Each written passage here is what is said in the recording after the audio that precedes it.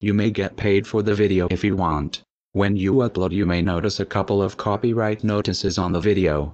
Ignore them. The copyright claims on the video are fraudulent. If they stop you from getting paid for the video, dispute them. If you do not host this video account, you are not doing your part to get the message out there, and you are part of the problem.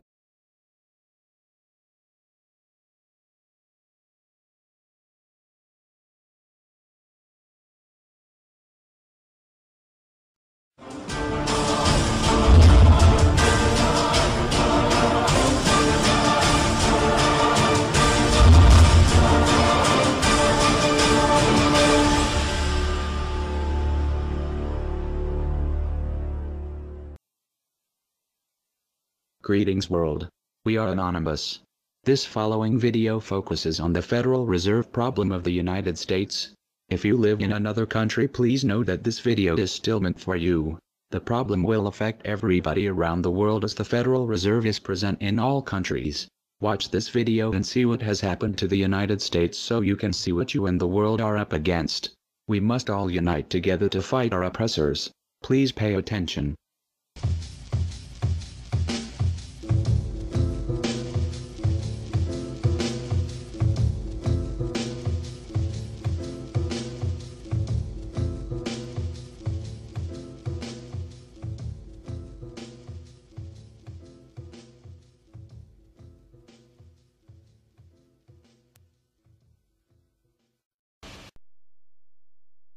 Every human on this planet is enslaved, whether they know it or not.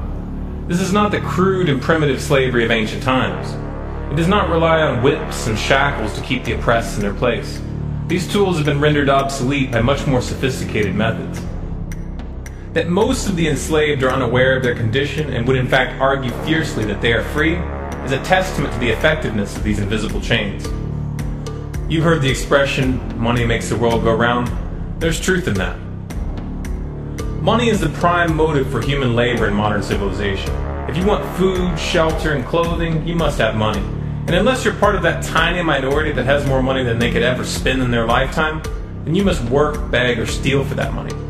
That's why you get up in the morning and go to work, even if you hate your job. And that's why the specter of unemployment is more terrifying for most people than the prospect of spending 50 years of their life performing menial tasks within the confines of a fluorescent-lit cubicle. Of course, in Western countries, some are fortunate enough to have pulled away from the brink and do not live in fear that their basic needs will be met, at least for now. And yet they keep spinning the hamster wheel. Why is that? Could it be because money and the bling that it buys have become symbols of status and prestige? Money offers an illusory form of social validation, but even those who are not caught up in distinguishing themselves by how much they accumulate still must acknowledge the social stigma that comes with poverty. The combination of these primal motivators, the need for food, shelter, clothing, and social validation, is a very powerful force. It's enough to drive humans to engage in all forms of activity, even to the point of harming themselves or others in the process. The accumulation of money is therefore an accumulation of social and psychological power, and those who control the creation of money control this power at its source. So who controls the creation of money? Well, in the case of the US dollar, it's not the government. This shouldn't be an earth-shattering revelation. The fact that the Federal Reserve is a private institution owned by a cartel of the world's most powerful banks is quickly becoming common knowledge. Even the mainstream media doesn't deny it at this point. However, the full extent of what this means is only clear when you understand how the banking system really works. And unfortunately, this isn't something we're taught in school. Once you have it explained to you in simple terms, you'll understand why. Every dollar in circulation is loaned into existence by a bank. The process begins with the Federal Reserve when they loan out money to the US government and to other entities. You've probably heard this talked about before, especially in regards to the interest rate on those loans, which the Federal Reserve raises and lowers depending on economic conditions. But what's never talked about in the mainstream is the fact that the Fed isn't actually loaning out money that they have. They are merely typing those dollars into existence on a computer. You may be inclined to believe that this money is based on some physical backing like gold, but you would be mistaken. The Federal Reserve hasn't owned any gold since the 1930s. The Federal Reserve does not own any gold at all. We have not owned gold since 1934. So we have not engaged in any gold swaps. When the Federal Reserve loans money to the US government, The U.S. government gives the Federal Reserve government bonds in exchange. These bonds are simply written promises to pay back the money that was loaned to them with interest through taxation. So to be clear here, the government is taking out a loan from a bank that is creating that money out of thin air, and they're expecting you, the taxpayer, to cover that loan. The absurdity of this arrangement is even more obvious when you realize that up until 1913, the U.S. government created its own money and had no need for a bank to play the part of a middleman. That new money loaned out by the Federal Reserve enters circulation through the banks, accumulates in the banks, and in the end the banks end up holding all the cards, not necessarily for the reasons you may imagine.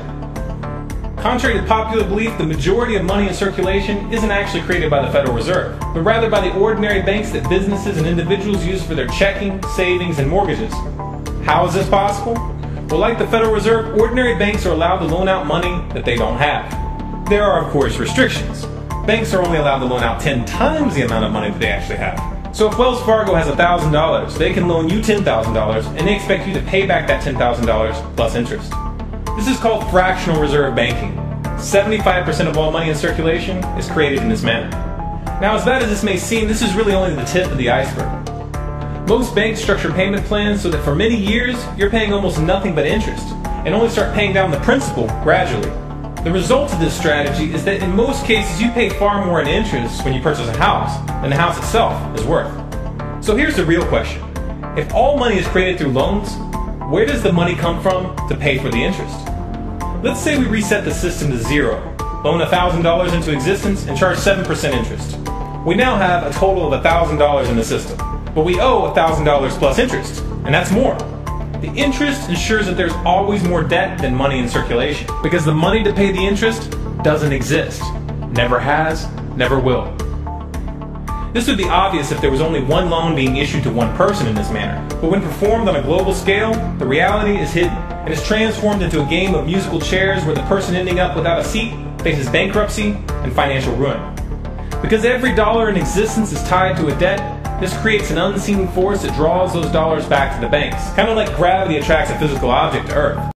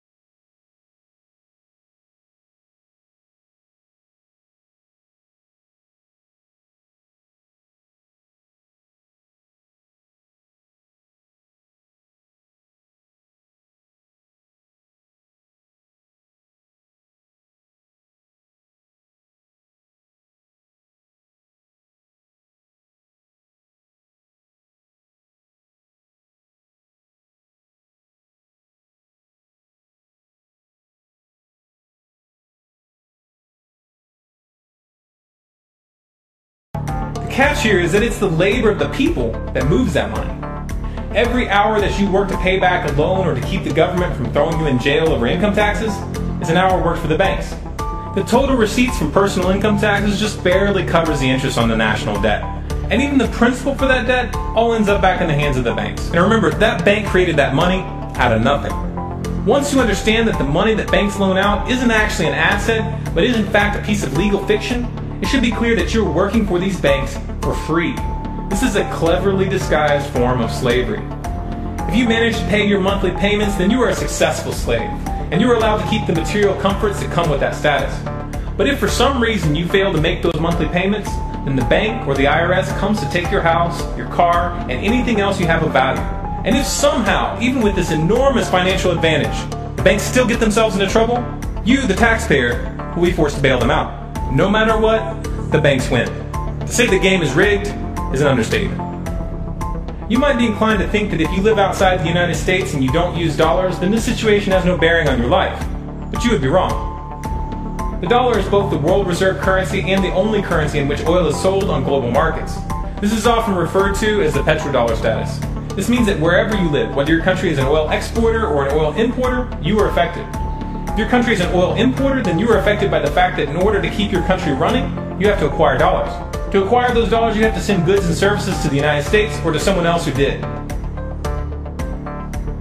Likewise, if your country is an oil exporter, you are affected by the fact that you send your oil to the US in exchange for this debt-based money. You are exchanging something of real and tangible value for digits on a screen. And if for some reason the leadership of your country grows tired of this arrangement and tries to pull off the dollar, you'll quickly find the United States military at your doorstep ready to open up a can of democracy on you. Iraq learned this the hard way when they switched their oil sales to euros in 2000, and Libya when they tried to organize a gold-based currency for Africa. Debt-based money is a masterpiece of social engineering, the ultimate tool of the ruling elite. Yet in reality, the whole thing is nothing more than a construct of belief. Our chains are the chains of the mind, and the path to freedom must also begin in the mind. If we want a better future for our children and grandchildren, then we must work right now to reach a critical mass of awakening. So in case you missed it, the Federal Reserve's only job was to issue paper currency and back up that money with gold, making each dollar refundable for gold. But what they did was they stole the gold, then printed a bunch of fake money out of thin air backed by nothing and loaned it out at high interest.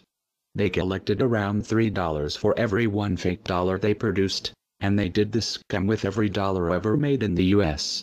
You never knew about it because they collected the interest through taxes. It was an invisible scam.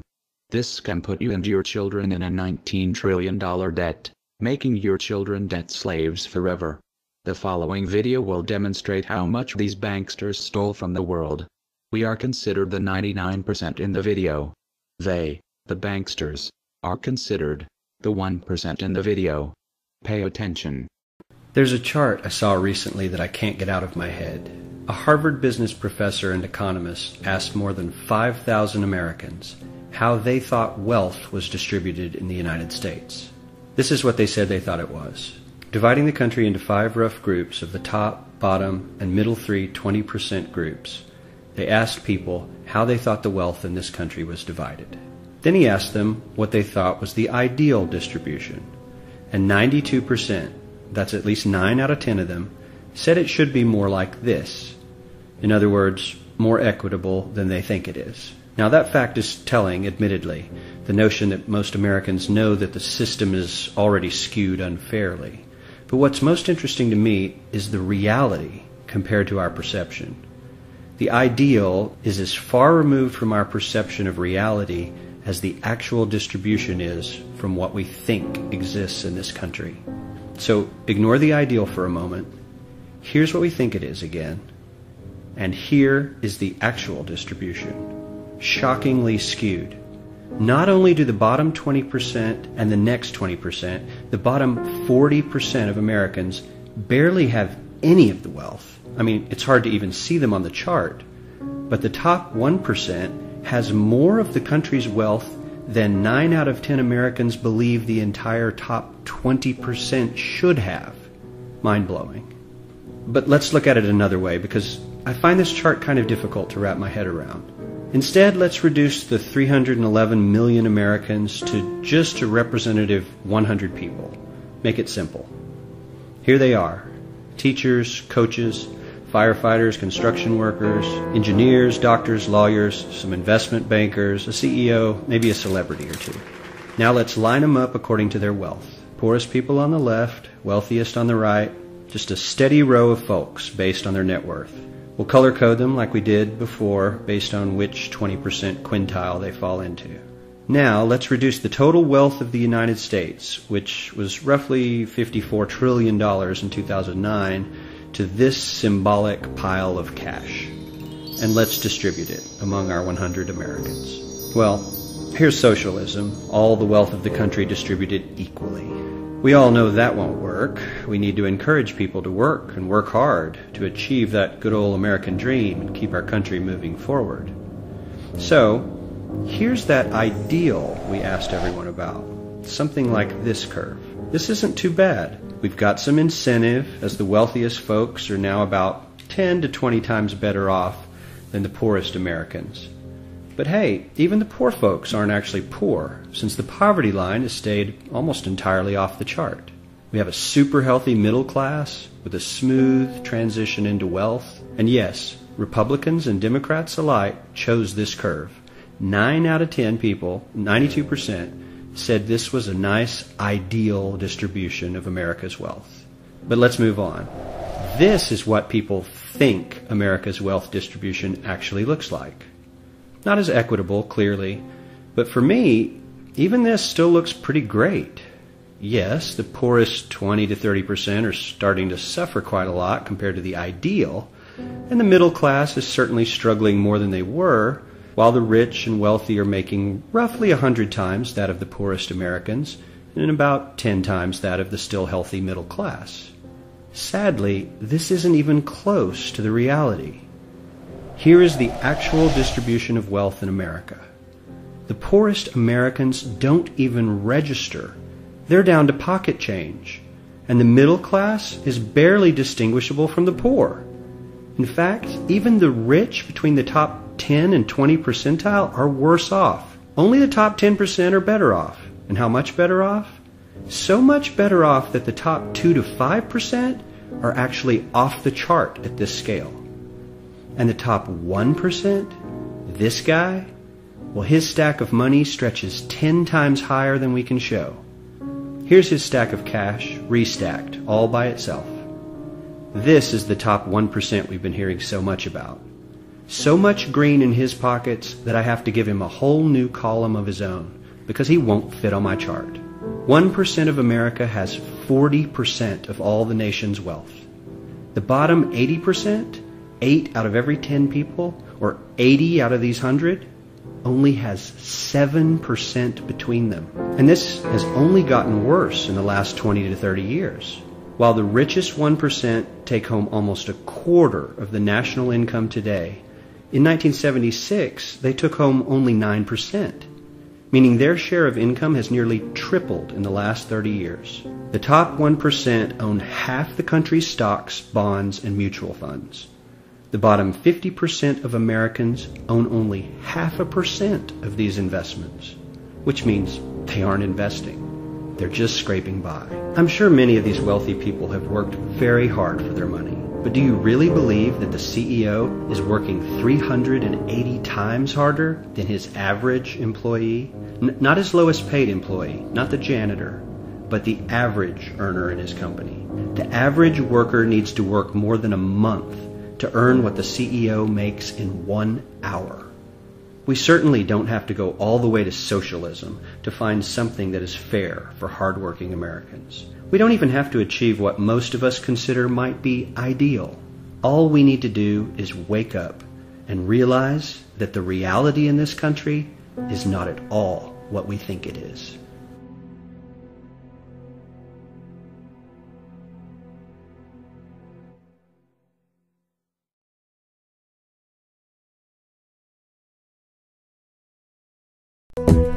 In 1945, the Bretton Woods Agreement established the dollar as the world reserve currency, which meant that international commodities were priced in dollars. The agreement, which gave the United States a distinct financial advantage, was made under the condition that those dollars would remain redeemable for gold at a consistent rate of $35 per ounce. The United States promised not to print very much money, but this was on the honor system, because the Federal Reserve refused to allow any audits or supervision of its printing presses.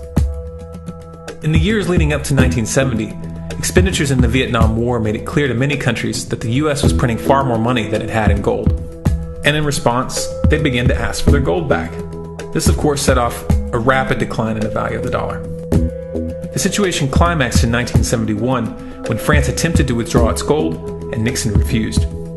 On August 15th, he made the following announcement. I have directed the Secretary of the Treasury to take the action necessary to defend the dollar against the speculators.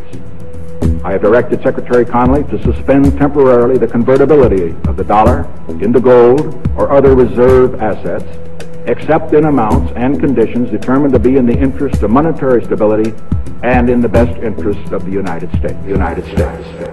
This was obviously not a temporary suspension, as he claimed, but rather a permanent default. And for the rest of the world who had entrusted the United States with their gold, it was outright theft. In 1973, President Nixon asked King Faisal of Saudi Arabia to accept only US dollars as payment for oil and to invest any excess profits in US Treasury bonds, notes, and bills. In return, Nixon offered military protection for Saudi oil fields. The same offer was extended to each of the world's key oil-producing countries. And by 1975, every member of OPEC had agreed to only sell their oil in US dollars. The act of moving the dollar off of gold and tying it to foreign oil instantly forced every oil importing country in the world to start maintaining a constant supply of Federal Reserve paper. And in order to get that paper, they would have to send real physical goods to America. This was the birth of the petrodollar. Paper went out, everything America needed came in, and the United States got very, very rich as a result. It was the largest financial con in recorded history.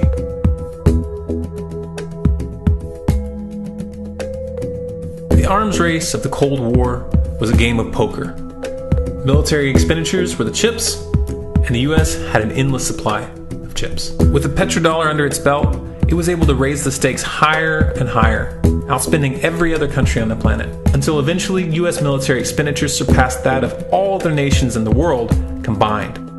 The Soviet Union never had a chance. The collapse of the communist bloc in 1991 removed the last counterbalance to American military might. The United States was now an undisputed superpower with no rival. Many hoped that this would mark the beginning of a new era of peace and stability. Unfortunately, there were those in high places who had other ideas. Within that same year, the US invaded Iraq in the first Gulf War.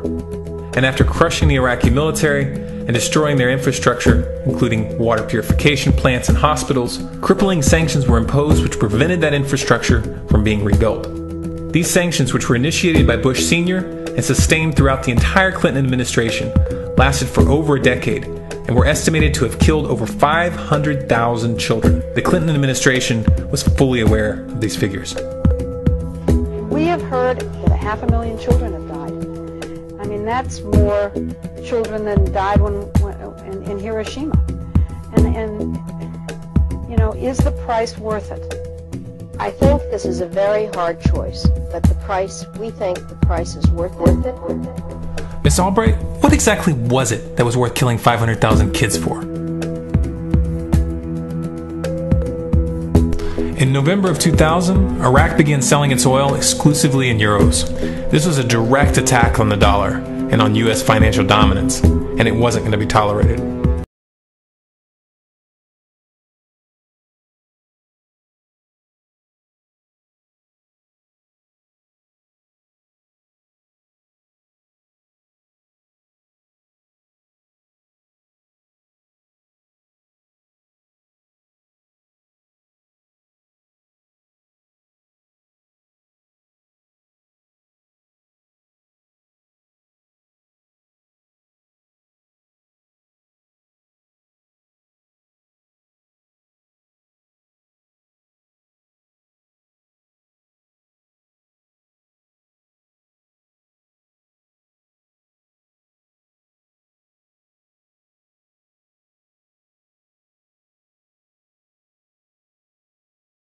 Resistance of the mainstream media began to build up a massive propaganda campaign claiming that Iraq had weapons of mass destruction and was planning to use them. In 2003, the US invaded, and once they had control of the country, oil sales were immediately switched back to dollars. This is particularly notable due to the fact that switching back to the dollar meant a 15 to 20% loss in revenue due to the euro's higher value. It doesn't make any sense at all unless you take the petrodollar into account.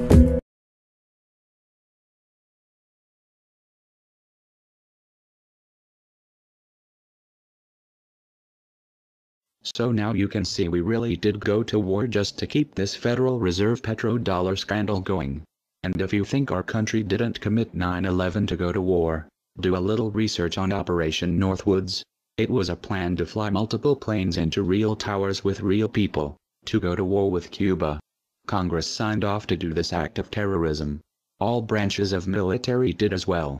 The government kills for the banks. Our country is ran by the banksters.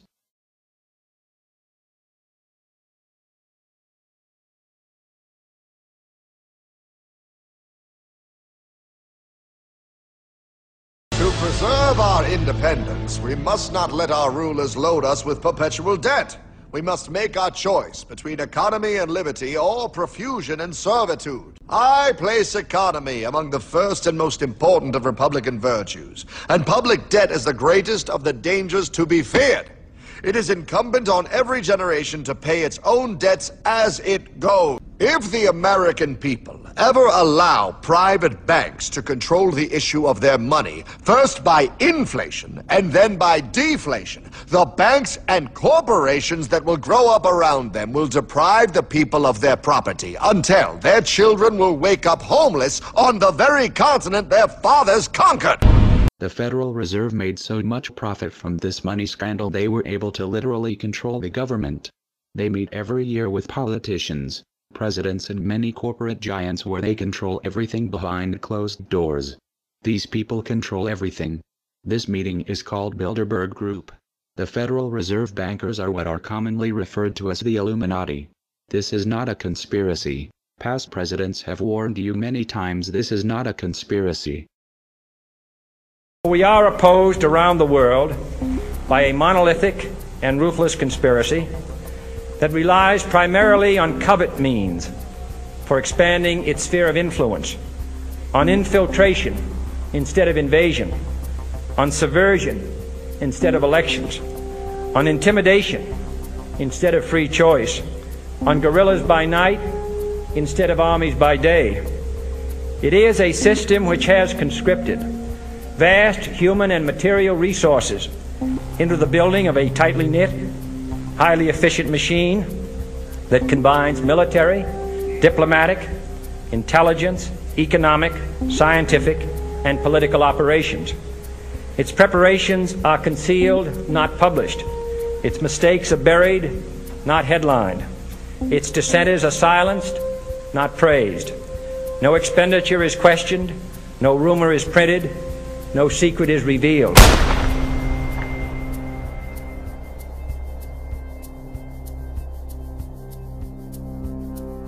What's happening? Where am I? I believe perhaps you understand now, pal, but you are afraid. JFK. Hartman, what does this have to do with my house and my dog? Oh, okay, that's enough. I want to go home now. This is the last president to stand up to the Fed. You must see. On June 4, 1963, President Kennedy signed Executive Order 11110. This executive order empowered the U.S. Treasury to issue real money without the Fed. It would have worked. Kennedy's plan to dismantle the Federal Reserve machine had begun. 6 months later, John F. Kennedy went to Dallas and never returned. No way! No way they could do that! The new president, Lyndon Johnson, threw out Kennedy's order. And since JFK, no president has dared confront the secret powers behind the Federal Reserve. Just how rich and powerful is Lord Evelyn Rothschild? Historically, the Rothschild family wealth was hidden in underground vaults. The Rothschild secret financial records were never audited and never accounted for. Their family commissioned biographies give the illusion that their family fortune has dwindled. But researchers estimate their wealth at close to $500 trillion, more than half the wealth of the entire world. Besides their many castles, palace mansions, wineries, racehorses, and exotic resorts, the Rothschilds bought Reuters in the 1800s. Reuters then bought the Associated Press, which selects and delivers the same news stories to the entire world, day after day. They have controlling interest in 3 major television networks and easily avoid media attention since they own it. They also fix the world price of gold on a daily basis and profit from its ups and downs. Over the centuries, the Rothschilds have amassed trillions of dollars worth of gold bullion in their subterranean vaults and have cornered the world's gold supply. They own controlling interest in the world's largest oil company, Royal Dutch Shell. They operate phony charities and offshore banking services where the wealth of the black nobility and the Vatican is hidden in secret accounts at Rothschild Swiss banks, trusts, and holding companies. Although Evelyn Rothschild looks like a harmless gray-haired old man, make no mistake about it, Rothschild and his ancestors have handpicked presidents, crashed stock markets, bankrupted nations, orchestrated wars, and sponsored the mass murder and impoverishment of millions.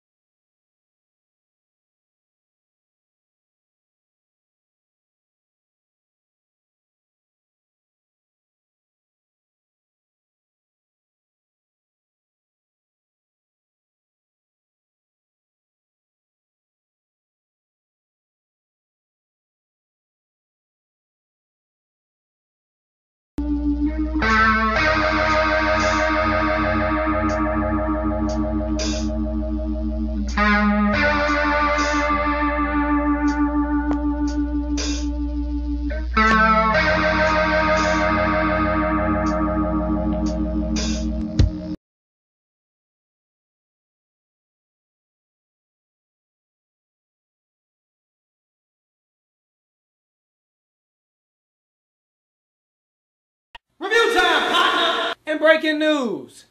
To all of you who don't like conspiracy theorists, all of y'all who don't like truthers, who want to call truthers crazy, your fun is over. Those days of you having the illusion of credibility are over. The truth prevails over your ignorance. The truth is universal. You can try to say, oh, truthers are white supremacists. How does that work? Whatever you want to say. You've been demonizing 9/11 truthers all these years. You're demonizing Sandy Hook truthers. Well, if it was a real conspiracy, don't you think the media would talk about it? Don't you think it would be on the front page of the news? Don't you think?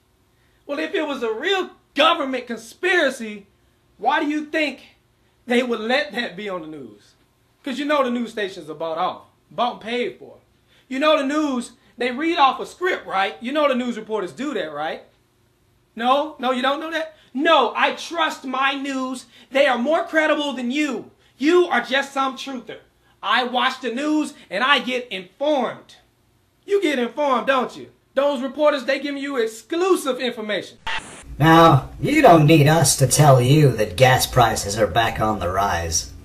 Well, if you filled up your gas tank lately, then you don't need us to tell you that gas prices are back on the rise. You don't need us to tell you that gas prices are back on the rise. You don't need us to tell you that gas prices are back on the rise. You don't need us to tell you that gas prices are back on the rise. You don't need us to tell you that gas prices are back on the rise. You don't need us to tell you that gas prices are back on the rise. You don't need us to tell you that gas prices are back on the rise. You don't need us to tell you that gas prices are back on the rise. You don't need us to tell you gas prices are back on the rise. You don't need us to tell you that gas prices are back on the rise. You don't need us to tell you that gas prices are back on the rise. You don't need us to tell you gas prices are back on the rise. You don't need us to tell you that gas prices are back on the rise. You don't need us to tell you gas prices are on the rise. I know. Mr. President, earlier this year you told us you had ordered your administration to cease and desist on payments to journalists to promote your agenda. You cited the need for ethical concerns and the need for a bright line between the press and the government. Your administration continues to make the use of video news releases, which are prepackaged news stories sent to television stations, fully aware that some or many of these stations will air them without any disclaimer that they are produced by the government. Comptroller General of the United States this week said that raises ethical questions. Does it raise ethical questions about the use of government money to produce stories about the government that wind up being aired with no disclosure that they were produced by the government? There is a Justice Department opinion that says these pieces are within the law so long as they're based upon facts, not advocacy. And I expect our agencies to adhere to that ruling, to that Justice Department opinion. This has been a long-standing practice of the federal government to use these types of videos. Agricultural Department, as I understand, has been using these videos for a long period of time. The Defense Department, other departments have been doing so. It's important that they be based upon the guidelines set out by the Justice Department. Now, I think it'd be helpful if local stations then disclose to their viewers if that's, that this was based upon a factual report and they chose to use it. But evidently in some cases that's not the case. So anyway. To guarantee that's happening by including that language in the prepackaged report. Yeah, I don't, look, oh, you mean a disclosure? I'm George W. Bush and I... Well, some way to make sure it couldn't air without the disclosure that you believe is so vital. Ken, I mean, there's a procedure that we're going to follow, and the local stations ought to, if there's a deep concern about that, ought to tell their viewers what they're watching. Conan O'Brien may be about to push the envelope on late-night television. Conan O'Brien may be about to push the envelope on late-night television. Conan O'Brien may be able to push the envelope on late-night television. Conan O'Brien may be about to push the envelope on late-night television. Conan O'Brien may be about to push the envelope on late-night television. Conan O'Brien may be about to push the envelope on his late-night television. Conan O'Brien may be about to push the envelope on late-night television. Conan O'Brien may be about to push the envelope on late-night television. Conan O'Brien may be about to push the envelope on late-night TV. Conan O'Brien may be about to push the envelope on late-night television. For these anchors to ask no questions, do no fact-checking, and hold no differing interpretation of the news they're delivering is not only absurd, it's downright dangerous. Certainly there were commentators and others, pundits at Fox News that were helpful to the White House. And certainly, yes, certainly we got talking points to those people. Call Sean, call Bill, call whoever. Did you do that as a regular thing? It wasn't necessarily something I was doing, but it was something that we at the White House, yes, were doing, and getting them talking points and making sure they knew where we were coming from. So you were giving them talking points. But I would separate the journalists. That's important. You were using these commentators as your spokespeople.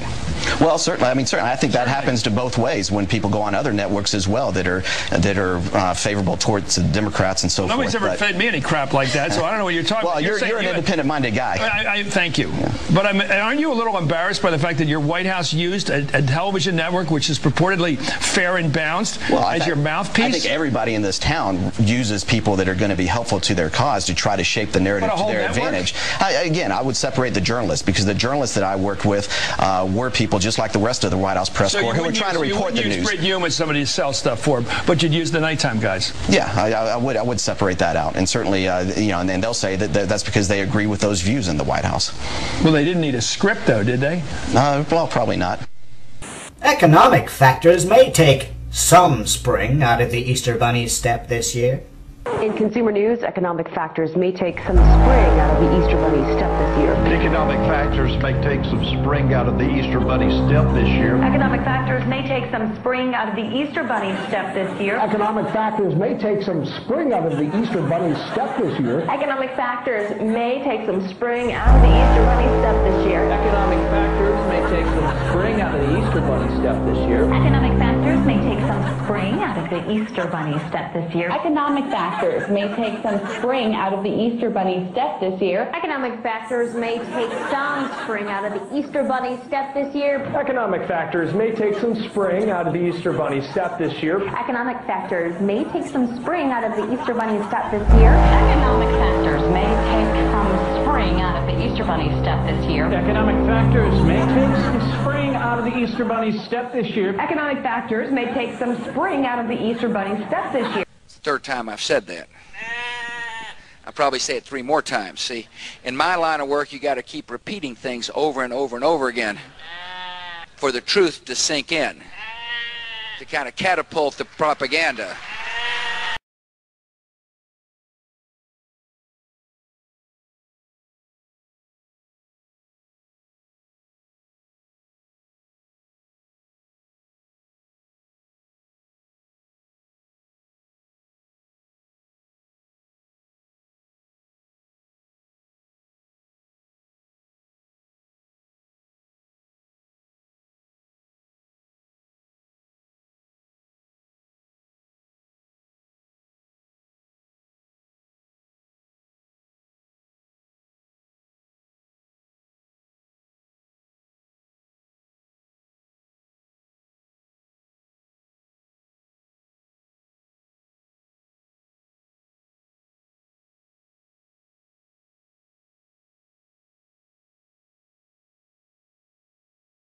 Review time, partner. And I am so tired of this deception right here. This is what got you in a chokehold.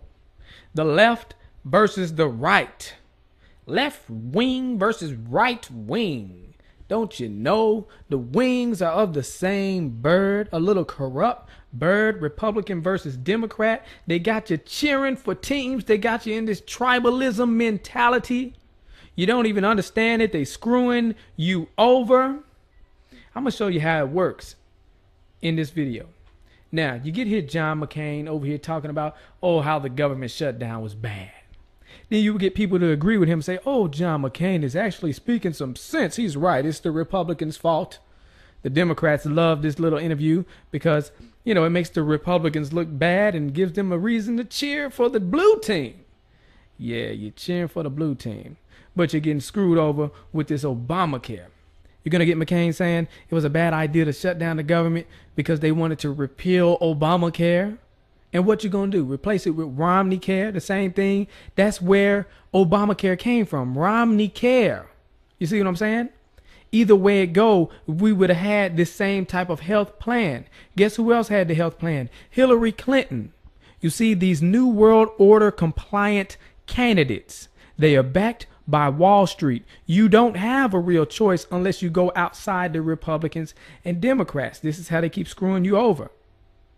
Let's get into the video. Thank you, Martha. You know, I've heard a lot of veterans so emotional to the point of tears over this issue. Talk to me about how you think this has been handled by the White House. Oh, I think it's been terribly handled by the White House, but let's have a little straight talk, Martha. Straight talk. They wouldn't have had the opportunity to handle it that way if we had not shut down the government on a fool's errand. That's when the Democrats start cheering. Go ahead, get your cheer on. That we were not going to accomplish. The whole premise of shutting down the government was the repeal of Obamacare. I fought against Obamacare harder than any of the people who wanted to shut down the government. I bet you did. I campaigned all over this country in 2012 saying elect Mitt Romney and we'll repeal and replace Obamacare. But see, that's so dumb.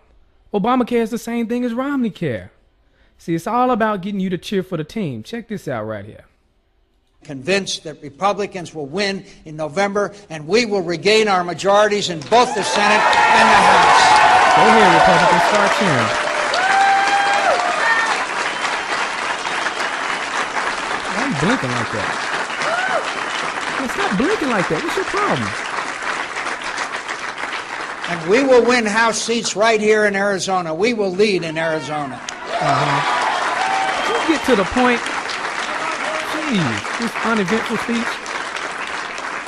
And when we do, we will stop the out-of-control spending and tax increases and repeal and replace Obamacare. And they cheering. But repeal and replace Obamacare means they're going to put in Romneycare, which is the same doggone thing. Think I'm lying. Think I'm lying. We're going to look at this later. But let me see. Here we go. Governor Romney said this has to be done on a bipartisan basis. This was a bipartisan idea. In fact, it was a Republican idea. And Governor Romney, at the beginning of this debate, wrote and said, what we did in Massachusetts could be a model for the nation. And I agree that the Democratic legislators in Massachusetts might have given some advice to Republicans in Congress about how to cooperate. Listen to them now. But the fact of the matter is, we use the same advisors, and they say it's the same plan. Wow. The same doggone plan. Let's look at this. There are some terrific Republican ideas. Mitt Romney in Massachusetts has initiated mandatory insurance so that everybody has to buy in, but then the government helps out those who can't afford it. Those kinds of bold initiatives, I think the Democrats have to put forward bold as heck. If, in fact, we can credibly claim that we can run the country and not simply criticize on the sidelines. Now, this is key. This is in 2006. You see, he's praising this individual mandate, too. It's funny he's doing that. So either way it go, we would have had this Obamacare, Romneycare plan. But remember, I said Hillary ran on that plan as well. Obama didn't seem to like the individual mandate. That's how he got elected. Well, one of the reasons that made him look good, because he said he wasn't for individual mandate. Let's check it out right here. Didn't represent her properly. They misrepresent her. Did they, and what do you say about that? Well, obviously, I think that they represented her position properly, which is that she supported, in the past, NAFTA, which has been pretty hard on Ohio. And we've had an ongoing discussion about health care. Both of us want to provide health care to all Americans. There's a slight difference, and her plan is a good one, but... Slight difference. This is the slight difference he's talking about. Check this out. She mandates that everybody buy health care. She'd have the government force every individual to buy insurance. Which is what Obamacare is. And I don't have such a mandate because I don't think the problem is the people don't want health insurance. It's that they can't. No, I don't want it. I don't want health insurance. Afford it. So I focus more on lowering costs. And this is a modest difference, but it's one that she's tried to elevate, arguing that because I don't force people to buy health care that I'm not insuring everybody. Well, if things were that easy, I could mandate everybody buy a house, and and that would solve the problem of homelessness. It doesn't. Uh-oh, watch out, y'all. He might do that next. So There you go. Obama with his lying self. Y'all need to stop with this. You're over here arguing, acting like you're against Obamacare, you Republicans. And they're talking about repeal and replace Obamacare with the same thing. What the heck is your problem? Get out of this tribalism mentality. And people who would say, oh, we need Hillary Clinton. Well, she down for the same plan. It's the same thing. It's the same scheme. And why in the heck do we have a president who not only tries to sell us on a product, but forces us to buy it and penalizes us if we don't? Precisely because the product is good. I want the cash registers to work. I want the checkout lines to be smooth.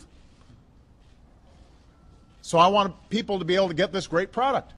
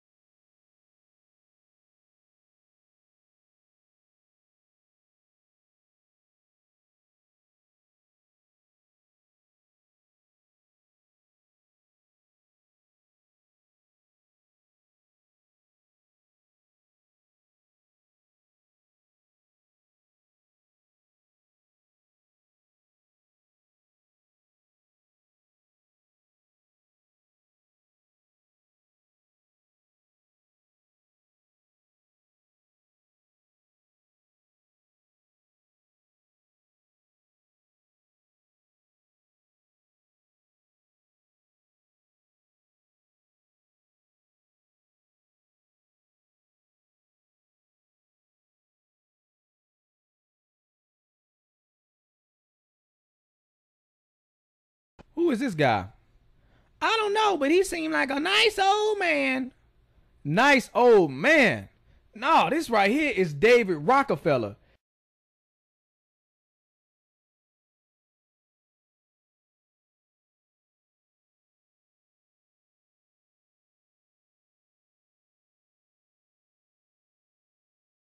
This guy right here, you need to do some research on David Rockefeller. Feel free to do that whenever you get a chance. But people who know about this man right here, they know he is nothing but trouble. Rockefellers, come back. We don't want your new world order, you know? Leave Chile right now. Leave Chile. You are not... You're killing a lot of people! You're killing a lot of people! Leave here. Leave Chile right now. Leave Chile. Leave Chile. We don't want your world government. Leave Chile right now. Leave Chile, okay? Leave Chile. Your family is the most disgusting in the world, you know? Leave here. Leave. You also, you're a traitor to Chile. Mr. Agustin Edwards, you're a traitor to Chile, okay? You're a traitor to Chile. What you're doing right now, okay? Okay? Okay? You know everything. You know everything. You're participating with him. You're participating with him in this. Your world government will fail, okay? You heard what the man said. Leave Chile. Why was that man so mad at him? You want to know why? Because he knows the Rockefeller family is for the New World Order agenda. What is the New World Order agenda? Well, that is the plan of this secretive elite, this cabal, to bring about a one world government. And not only a one world government, but a one world currency. And not only a one world currency, but a one world religion to glue it all together, which would mean they would have total control. These small amount of people controlling the whole world has never happened before. What else is going on? Well, depopulation. These guys push for depopulation in third world countries. You can see here Henry Kissinger. Depopulation should be the highest priority of U.S. foreign policy towards the third world. So what they're doing is systematically killing off large populations of third world countries, and they're working to bring America to third world country status. They control the banks. They control the money. They will do it. That is their plan. And eventually they want to have the population down to an amount where they can control all the people. But you know what? You don't even have to take my word for it. I had a friend, Nick Rockefeller, okay, who was one of the Rockefeller family. And he, when I was running for governor in Nevada, he came to me, introduced himself to me through an attorney. And we became friends. We started talking about things. And I learned an awful lot from Mr. Rockefeller. And one of the things that we used to talk about was the ultimate plan of the banking industry, what they wanted to accomplish. And the goals of the banking industry, not just the Federal Reserve System, but the private banks in Germany and England, all over Italy, all over the world, they all work together. They're all central banks, and they're all part of the Communist Manifesto. You know, central banking is one of the major planks of the Communist Manifesto. We talk about America being a capitalistic country, but yet at the same time we have a central bank that plans everything for us, right? And the graduated income tax is another plank of the Communist Manifesto, right? So right there you have two major planks of the Communist Manifesto that have been brought in because of the Federal Reserve System, okay? So the ultimate goal that these people have in mind is the goal to create a one-world government where everybody has an RFID chip implanted in them. All money is to be in those chips, right? There'll be no more cash. And this is giving me straight from Rockefeller himself. This is what they want to accomplish. And all money will be in your chips. And so instead of having cash, anytime you have money in your chip, they can take out whatever they want to take out whenever they want to. If they say you owe us this much money in taxes, they just deduct it out of your chip digitally. Total control. Total control. And if you're like me or you, and you're protesting what they're doing, they can just turn off your chip. And you have nothing. You can't buy food. You can't do anything. It's total control of the people. And that chip's connected to a database that has your purchasing records, what you do. Everything. Everything is in there, you know? And so they want a one-world government controlled by them, everybody being chipped, all your money in those chips, and they control the chips, and they control people. And you become a slave. You become a serf to these people. That's their goal. That's their intentions. And if you look here, he even tells you this is what he is about. Some people believe we are part of a secret cabal working against the best interests of the United States, characterizing my family and me as internationalists, and of conspiring with others around the world to build a more integrated global political and economic structure. One world, if you will. If that's the charge, I stand guilty and I am proud of it. That's David Rockefeller telling you he wants this new world order. Well, he didn't say new world order. Oh, so you need him to say new world order. Okay. All we need is the right major crisis, and the nations will accept the new world order. See that? That's why you got to pay attention. But before we break it down, I want you to see this.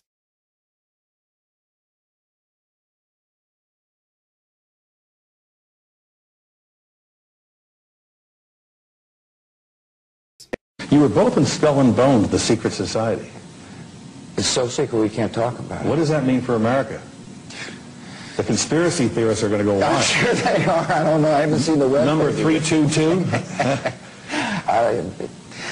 First of all, he's not the nominee. And, look, I look forward... Are you prepared to lose? No, I'm not going to lose. You both were members of Skull and Bones, a secret society at Yale. What does that tell us? Not much, because it's a secret. Is there a secret handshake? Is there a secret code? I wish there were something secret I could manifest. 322, a secret number? There are all kinds of secrets. We had a worldview. Republican and Democratic presidents alike, from Harry Truman to George Bush, stood for freedom and stood for certain propositions that would make America strong and healthy and grow the middle class and shrink poverty and stand against communism.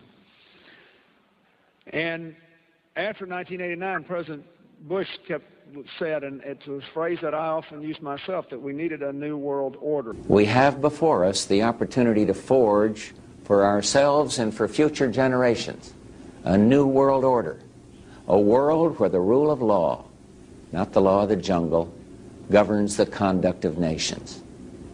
When we are successful, and we will be, we have a real chance at this new world order, an order in which a credible United Nations can use its peacekeeping role to fulfill the promise and vision of the UN's founders.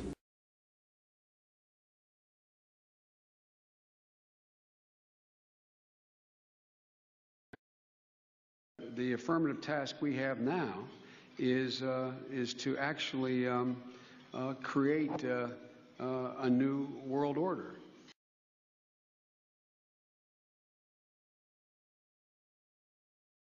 If you go outside the city of Atlanta, go east about 60 or 70 miles to the town of Elberton, and then go north on Highway 77 about 10 miles, you'll find off to the right what's called the Georgia Guidestones. It looks kind of like Stonehenge, these big, huge granite rocks set up there. This was done by a guy, we have a pseudonym, came in, paid cash, had this company set these things up in 1980. He called himself R.C. Christian, but that's not his real name. It says right on the stones, a pseudonym, false name. On these Georgia Guidestones, it gives the 10 Commandments for the New World Order. 10 Commandments for the New World Order. The first commandment was to maintain humanity under 500 million. I went there and looked at those things and said, now, hold on a minute. Today's population is 6 billion. They want to maintain humanity under 0.5 billion. Looks like a lot of people got to die for their plan to work, which is, by the way, the plan.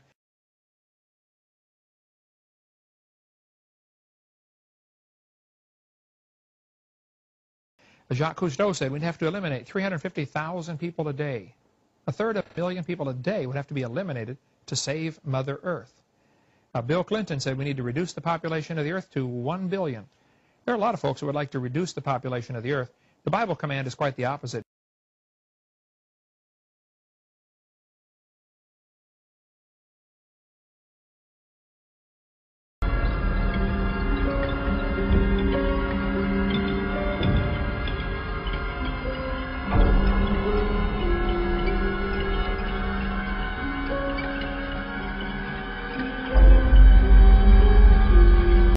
America's place in the New World Order should be. It's always been seen as the global policeman. But as you said before, you know, it's hard to see with all these military conflicts where the winner and loser lies. What should America be doing I think globally? The global policeman should be the United Nations. And I don't think we should need one. I think we should use courts the way we do in civilian life. It's time to put war and conflict, armed conflict behind us and move on and start acting like civilized, educated human beings. Oh, you're so civilized, Ted. Let's look at your quote. A total population of 250 to 300 million people, a 95% decline from present levels would be ideal. That's Ted Turner, founder of CNN and New World Order supporter. You see, he donated $1 billion to the United Nations. This man is down for the depopulation agenda. He wants a one-child policy for 100 years, yet he got 5 kids. And you got to pay attention, because these jokers will tell you that they selling out. And they do that just so it'll go over your head. So you'll be like, oh, well, they didn't really mean that. They're just being sarcastic. It's not that serious. But then at the same time, people be like, oh, well, I ain't gonna believe that unless they tell me. He telling you right here. We get Shaq admitting to the whole world that he's a Freemason and he is proud of it. What is going on there? That's a ring of my profession. You don't know nothing about that. Okay, can we get a close-up on that area? What? I don't know nothing about What is the profession? Yeah, which profession Look are you at that talking man. about? Woo, that man so happy. Is it a legal profession? Of course it's legal. It's a ring of my profession. I'm trying to read it. Okay. It's too many diamonds. He's like, yep, I'm a Freemason and ain't nothing you can do about it. Are you a Mason? Of course. And all them jokers around him know what's going on. The secret ceremony. Well, you might as well put your pinky out when you drink a drink. Course I am. Put your pinky out. You know, in the secret ceremonies with the Stop it. candles and the Everyone wears. Anyway, the Clippers. The Clippers. But that is impressive, Mr. O'Neill. I don't have a championship. Anyway, so the Clippers. Oh, yeah, I have 4. Those he doesn't wear. Those he doesn't wear. The Clippers. Yeah. As I was blinded by success. Look at that man right there. That's impressive. I'm blinded by success. See, they know what the deal is when you're a Freemason. You know, they get all these movie roles and all these deals. Matter of fact, Shaq was on Grown Ups 2. It was one of the worst movies I have ever seen. Oh my gosh. Terrible. Anyways, he on there. There go your boy Shaq. Shaq's a Freemason. Bring it right back to David Rockefeller. All we need is the right major crisis and the nations will accept the New World Order. So they're going to bring out a problem and then they're going to offer a solution. One of their plans is to devalue the dollar so that it barely has any buying power. So then you go to the store, you can barely buy anything. You see the food on the shelf, but you can't afford it. What happens then? People start going crazy. People start to panic. Then people start robbing each other. People start killing each other. So then we need to bring in the police state. Oh, we're asking the government for help. And surely they are here to bring the order out of chaos. But it's not just any order. It is the new world order. And not only that, but they're going to bring about a one world currency to replace the old currency. And then they're going to bring it into a cashless society where you got to get the chip. All your money being on the chip. And also to glue it all together, the one world religion. Where these sellouts come to play, they are new world order compliant. They are here to sell you the agenda. They're going to let you know how cool it is to get a microchip in your arm. Some of y'all might think it's cool, but I know a lot of y'all don't like this type of stuff. So I'm just making sure you are aware of their agenda.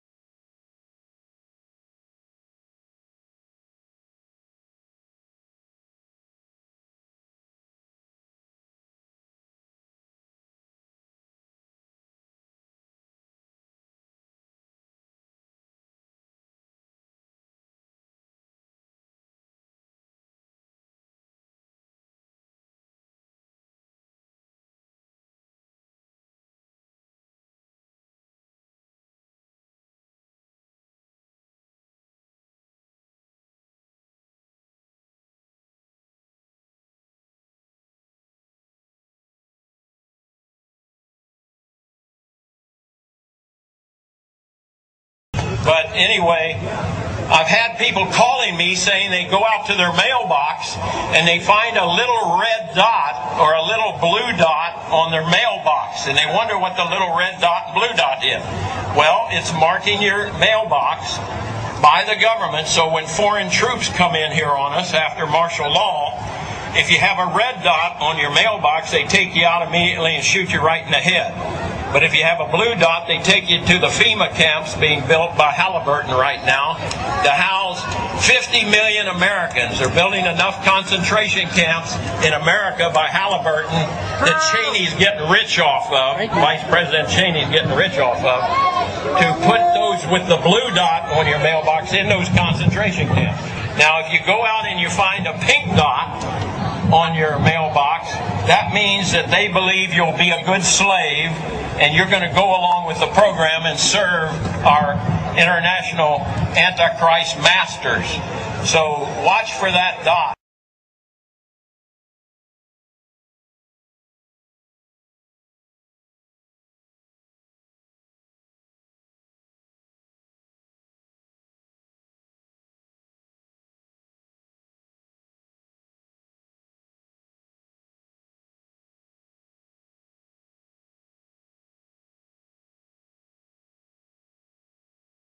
Listen to this, folks. I was pulled to the side road, which was a new cut gravel dirt road in front of a business, a builder supply business. And the right side of the road was filled with, which I thought was portable toilets. I never looked at them that close. Same in color, maybe black, but which was an odd color. And I asked him about the field of black boxes. What were they? Because I'd never seen anything like that. And his statement was that if he told me, I would be one of few people in Madison, Georgia that knew about them. And he says they're disposable coffins, I believe he told me. And he says there's 100, at that time he said there was 125,000 there.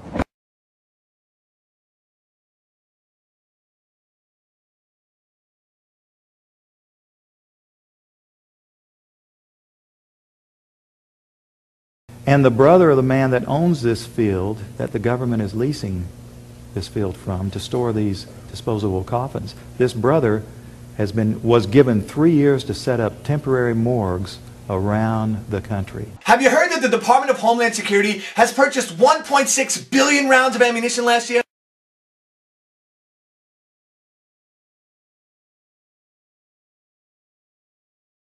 I mean, that's got to cost millions and millions of dollars. Correct me if I'm wrong, but isn't this country broke? I mean, you turn on the TV, you hear how we're laying off air traffic controllers, how people are going to die because of it. I mean, Harrison Ford is in a tizzy, and we're spending this much money on bullets? Do you know that 1.6 billion rounds of ammunition is enough to fight a 20-year war and still have bullets left over? My question is, who is the Department of Homeland Security planning to shoot? Do you realize that over the past couple of months, our government has tried to pass bills through Congress allowing them to arrest American citizens without due process, allowing them to kill American citizens without due process?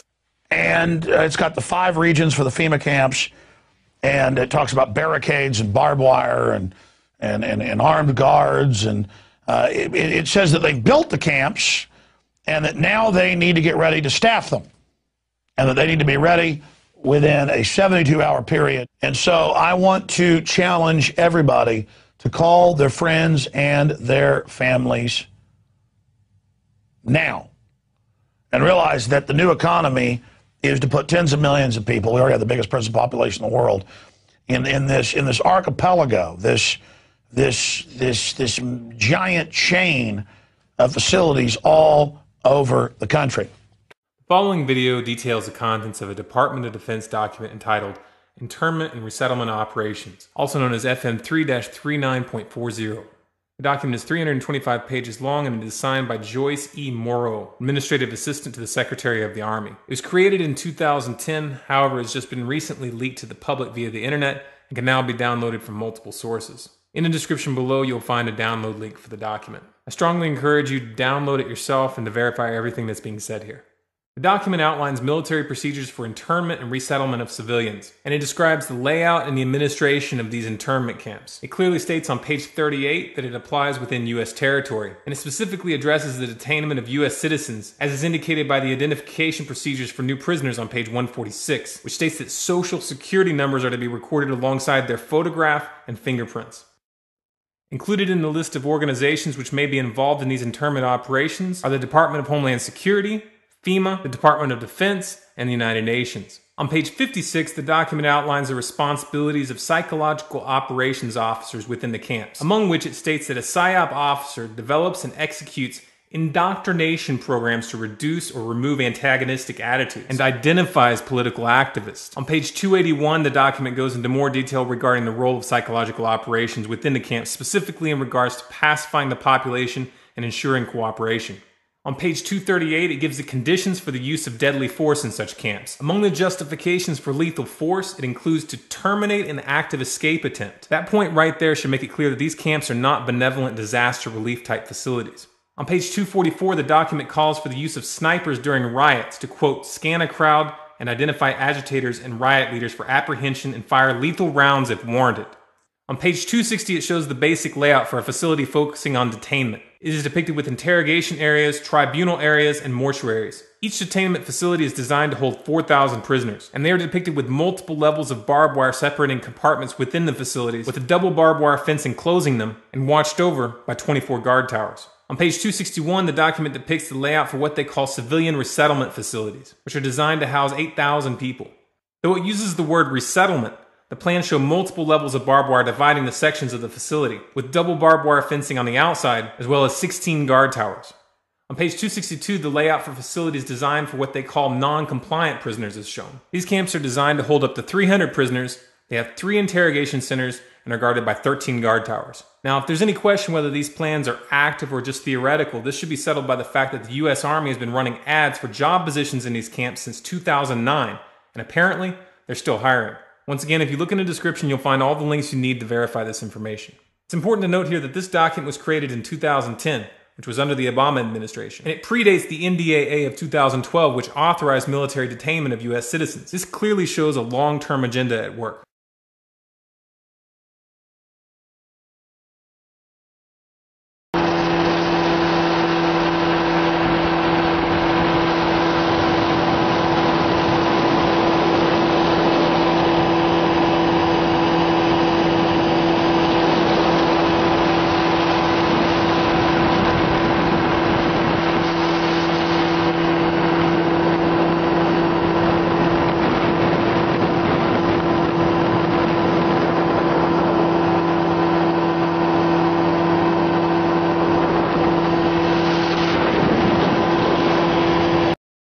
He's saying he's a military police, and he says, and we've been sent footage before by military police and others, so I want this footage of them in briefings openly talking about gun confiscations. Now, that's now in the manuals that they're training to quarantine cities and towns and confiscate guns. We've had Navy SEALs on confirming it. We have the documents. We know that. But footage, not just in some Army manual, but footage could really, really hurt the folks that are trying to covertly prepare the military for basically civil war. Brian, obviously, you've got to go back in right now. Tell us as much as you can and how we get this footage, but describe it for us. Okay, so I was in a briefing with FEMA. FEMA runs my old unit. I'm actually out now. I got out in September of this year. They were talking about suspension of the Constitution, Second and Fourth Amendment rights being taken away, and I openly asked him, are we going to take guns? He says no, but he says they will. It's clearly on the video. They will, talking about the FEMA guys with us. So that's the gist of the video. You could, I'm filming the floor because it kind of startled me when they said that they're going to suspend the Constitution under martial law, which is pretty scary to me. Essentially, yeah, we pretty much at that time, your Second Amendment, or all your rights, First Amendment rights, pretty much everything is not that moment just interrupted. Yeah. So you said that martial law suspends their Second Amendment, so I'm not going to, but would you say we would take weapons from people? Yeah, that's what they do. Yeah.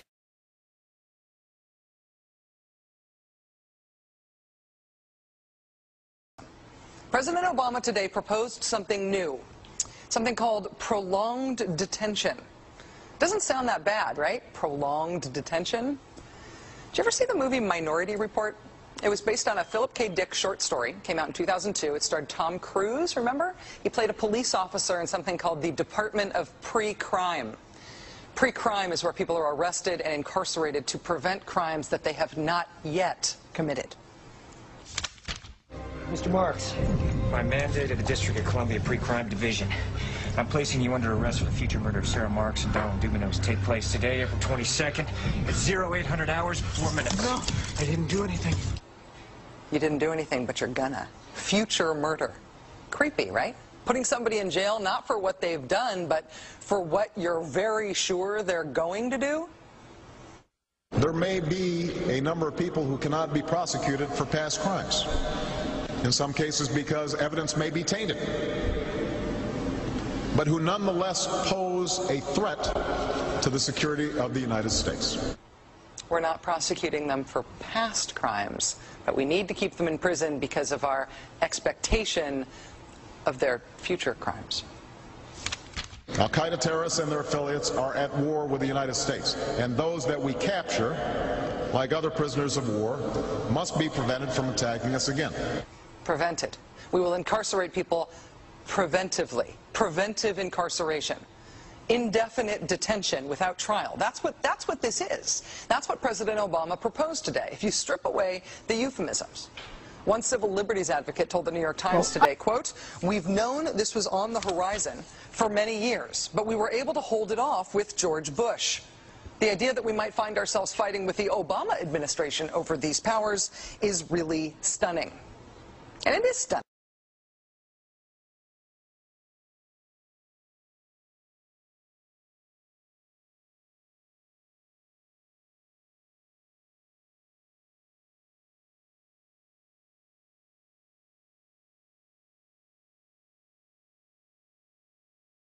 As a psychiatrist, I remember very well the condemnation by the American Psychiatric Association of Soviet psychiatrists and the Soviet Union for their use of psychiatric techniques and psychiatric medications to control political dissidents. Sadly, shockingly, we in the United States have become those same oppressors.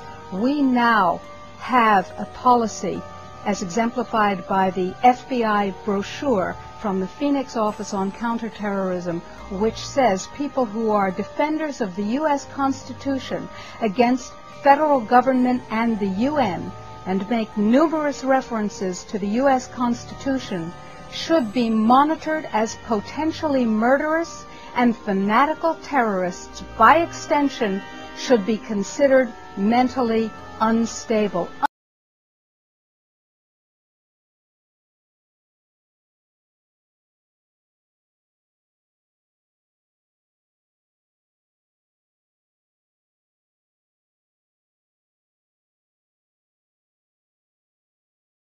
Department of Justice memo, which tells local police what should you be looking out for in kind of everyday terrorism prevention and terrorism watch activities. And one of the things that is considered a potential terrorist risk is individuals who harbor doubts about the official story regarding 9/11. The memo adds 9/11 official story skeptics to the growing list of targets. Know good and well that someday there could be a government in power that is shipping its citizens off for disagreements. There are laws on the books now that characterize who might be a terrorist. Someone missing fingers on their hands is a suspect, according to the Department of Justice. Someone who has guns, someone who has ammunition,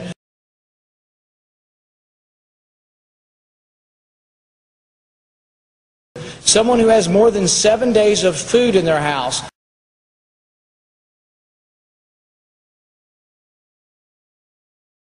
can be considered a potential terrorist.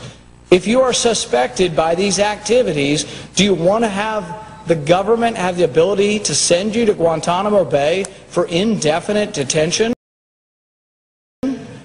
A suspect. We're not talking about someone who has been tried and found guilty. We're talking about someone suspected of activities. President Obama is now allowed to write in laws without consent from Congress, making us no different than a dictatorship. The president has just signed many executive orders that allows the government to take your assets, your loans, your children, transportation, and gives the government permission to put you into concentration camps and labor camps. If you do not believe me, here are the executive orders. Read them yourself.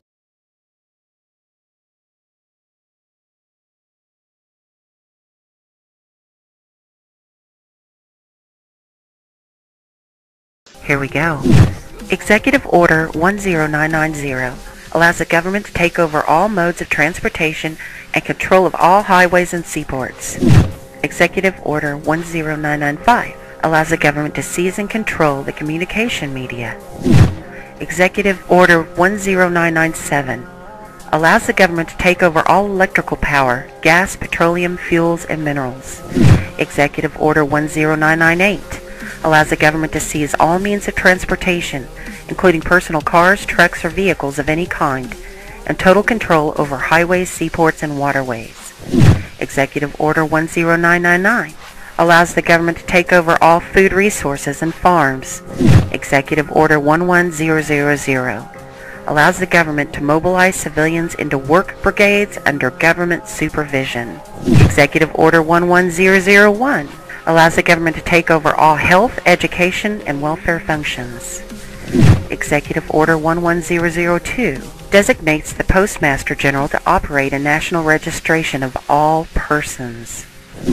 Executive Order 11003 allows the government to take over all airports and aircraft, including commercial aircraft. Executive Order 11004 allows a housing and finance authority to relocate communities, build new housing with public funds, designate areas to be abandoned, and establish new locations for populations. Executive Order 11005 allows the government to take over railroads, inland waterways, and public storage facilities. Executive Order 11051 specifies the responsibility of the Office of Emergency Planning and gives authorization to put all executive orders into effect in times of increased international tensions and economic or financial crisis. Executive Order 11310 grants authority to the Department of Justice to enforce the plans set out in executive orders, to institute industrial support, to establish judicial and legislative liaison, to control all aliens, to operate penal and correctional institutions, and to advise and assist the President. Executive Order 11049 assigns emergency preparedness function to federal departments and agencies, consolidating 21 operative executive orders issued over a 15-year period.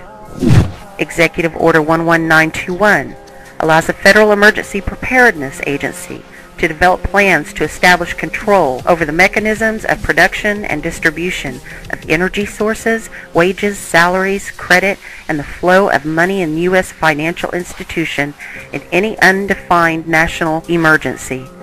It also provides that when a state of emergency is declared by the President, Congress cannot review the action for 6 months. The Federal Emergency Management Agency has broad powers in every aspect of the nation. General Frank Salzito, chief of FEMA's Civil Security Division, stated in a 1983 conference that he saw FEMA's role as a new frontier in the protection of individual and governmental leaders from assassination and of civil and military installations, from sabotage and or attack, as well as prevention of dissident groups from gaining access to U.S. opinion or a global audience in times of crisis. FEMA's powers were consolidated by President Carter to incorporate the National Security Act 1947 that allows for strategic relocation of industries, services, government, and other essential economic activities, and to rationalize the requirements for manpower, resources, and production facilities. The 1950 Defense Production Act gives the President sweeping powers over all aspects of the economy. The Act of August 29, 1916 authorizes the security of the Army in time of war to take possession of any transportation system from transporting troops, material, or any other purpose related to the emergency. The International Emergency Economic Powers Act enables the President to seize the property of a foreign country or national. These powers were transferred to FEMA in a sweeping consolidation in 1979.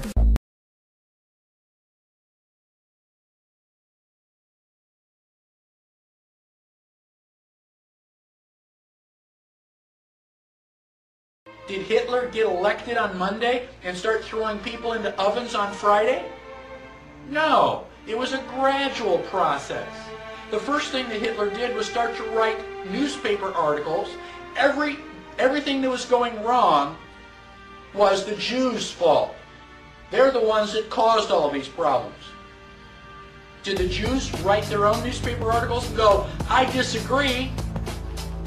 So then the Jews had to wear the Star of David so we can tell who you are. Did they say, no, that's a violation of my privacy. I don't have to tell you. No, the Jews decided, well, it's a religious symbol. We love God. We should be proud to wear the Star of David. Eventually, the Germans came in and they broke all of the windows in all of the Jewish businesses in one weekend. The Saturday night was known as Kristallnacht, which is German for Night of Glass. Did the Jews rise up and say, now damn it, you're violating my property, you shouldn't do that? No. Gosh, we don't want to make the Germans any madder than they already are. Don't piss them off. They've got guns. Eventually, the Germans are loading them up into cattle trailers on the train. Where do you think you're going, on vacation? Where do you think they're going to take you? Well, now you're cold and naked and they're walking you into the ovens where you're going to go to mass execution. Is it time now to raise your hand and say, you know, I tend to disagree with all of this? Bang! You're dead. It's too late to complain. You should have complained at the beginning when you at least had a chance. How bad do things have to get before you do something? Do they have to take away all your property? Do they have to license every activity that you want to engage in? Do they have to be throwing you on cattle cars before you start to say, now wait a minute, I don't think this is a good idea? How long is it going to be before you finally resist?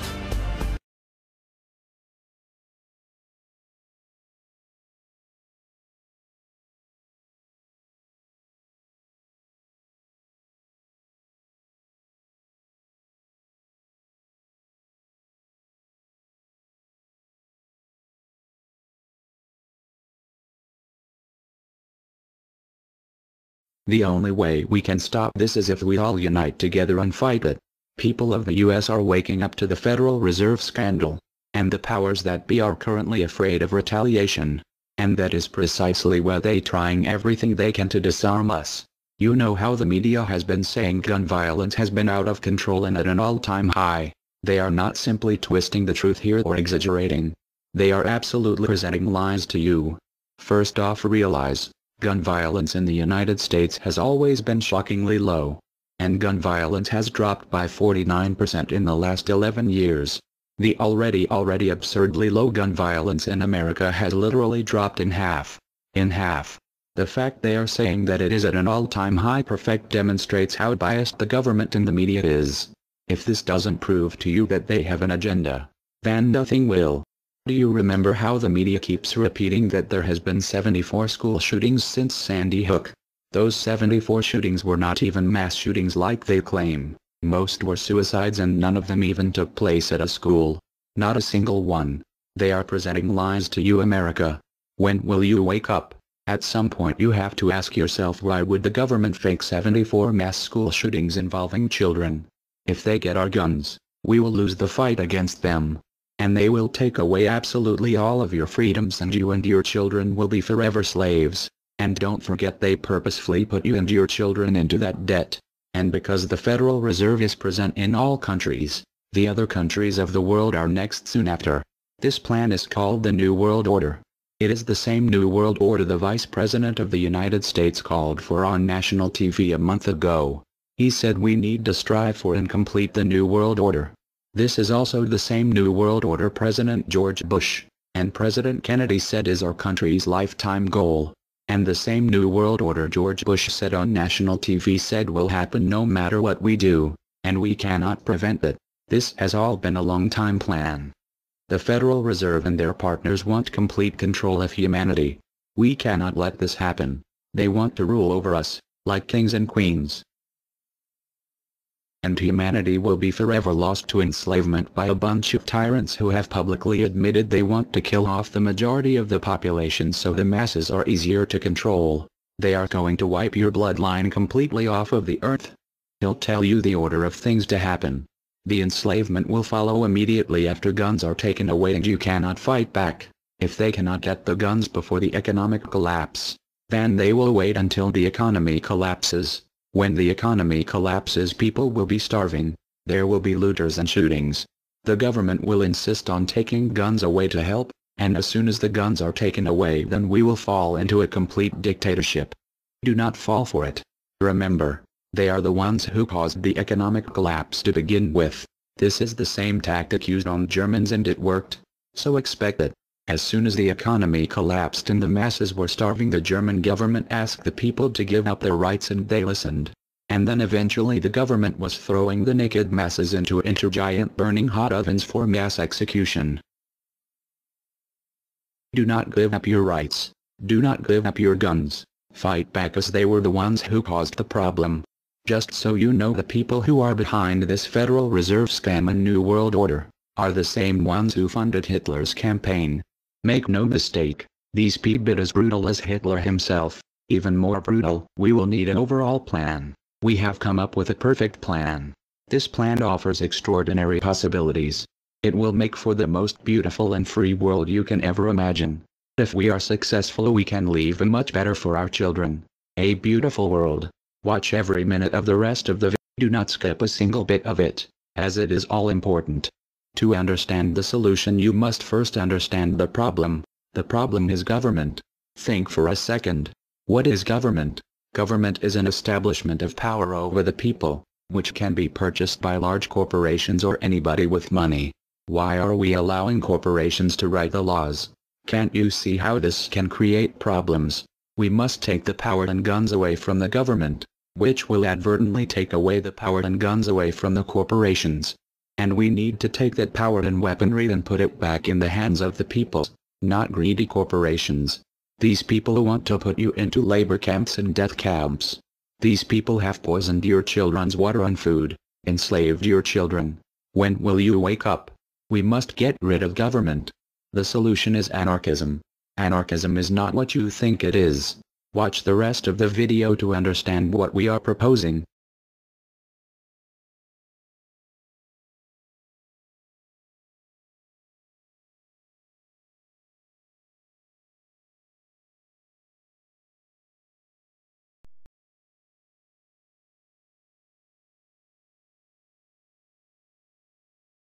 To you? Makes perfect sense. Okay. Anybody else want to throw anything out at us? Sir? I think you're an anarchist and you don't know it yet.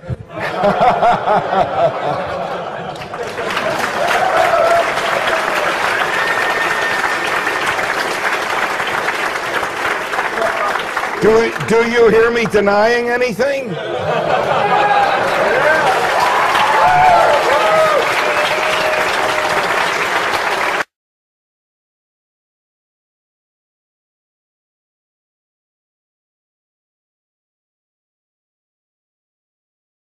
Many people, when they hear the word anarchy, think of chaos and mayhem. So they assume that an anarchist must be in favor of disorder and violence. That is the complete opposite of the truth. Most objections and complaints about the anarchist or voluntarist philosophy are not actually about the philosophy itself, but result from people misunderstanding what the philosophy is all about. To illustrate a few points, we will use the example of two fictional islands. Authoritania, where there is a ruling class or government, and anarchia, where there is no ruling class of any kind. We will use these islands to examine several common misconceptions about anarchism. Lots of people think anarchy means every man for himself, or survival of the fittest, or the absence of any social cooperation or organization. They think that anarchy means everyone has to be self-sufficient. This comes from the false assumption that some kind of government is necessary for any organization to occur. Whether it's part of a republic, a democracy, a kingdom, or a dictatorship, a ruling class issues orders called laws and punishes anyone who disobeys them. That is not cooperation. That's domination. It's one group forcing its will on another. Authoritarianism can be used to force people into organized patterns, but that does not mean that people are incapable of organizing their activities without being forced. The most productive and useful examples of organization that we see today are anarchistic in nature. No one was forced to build the grocery store you go to. No one was forced to produce or sell anything in it. Everyone involved in the vastly complex operation of growing your food, transporting it, displaying it in the store, and selling it to you, everyone involved participates voluntarily, working in exchange for money. You and all the other store customers choose freely which store to go to and what to spend your money on. This purely voluntary arrangement allows for an amazingly complex degree of organized cooperation without anyone being coerced to participate. In contrast, under government, a very small group of people comes up with an idea and forces everyone else to participate in it and provide for its funding with tax dollars. In the authoritarian version of a supermarket, the ruling class would tell people what to produce and how much, what prices to charge, and they would tell customers what they must buy and what they must pay. Anyone who did not comply with the centralized master plan would be punished in some way. That is how government does things. Which one of these would you prefer? Another common but incorrect assumption is that if there were no ruling class or no government, people would have no way of defending themselves against common criminals or foreign invaders. Again, this is simply not true. The government version of protection is inherently hypocritical. Governments will use their hired law enforcers to find and lock up some of the private thugs and thieves and prevent them from preying on people. But every ruling class gets the money for its operations by way of taxation, demanding money from its subjects and punishing those who don't pay up. Oddly, every ruling class insists that it needs to be able to forcibly control and extort money from people in this way in order to protect them from private criminals who might try to forcibly control and extort them. In contrast, if there is no government, people do not lose their inherent right to defend themselves from violence, or to defend what they have from those who would take it. Every person has this right, and they also have the right to organize and cooperate with each other to exercise that right.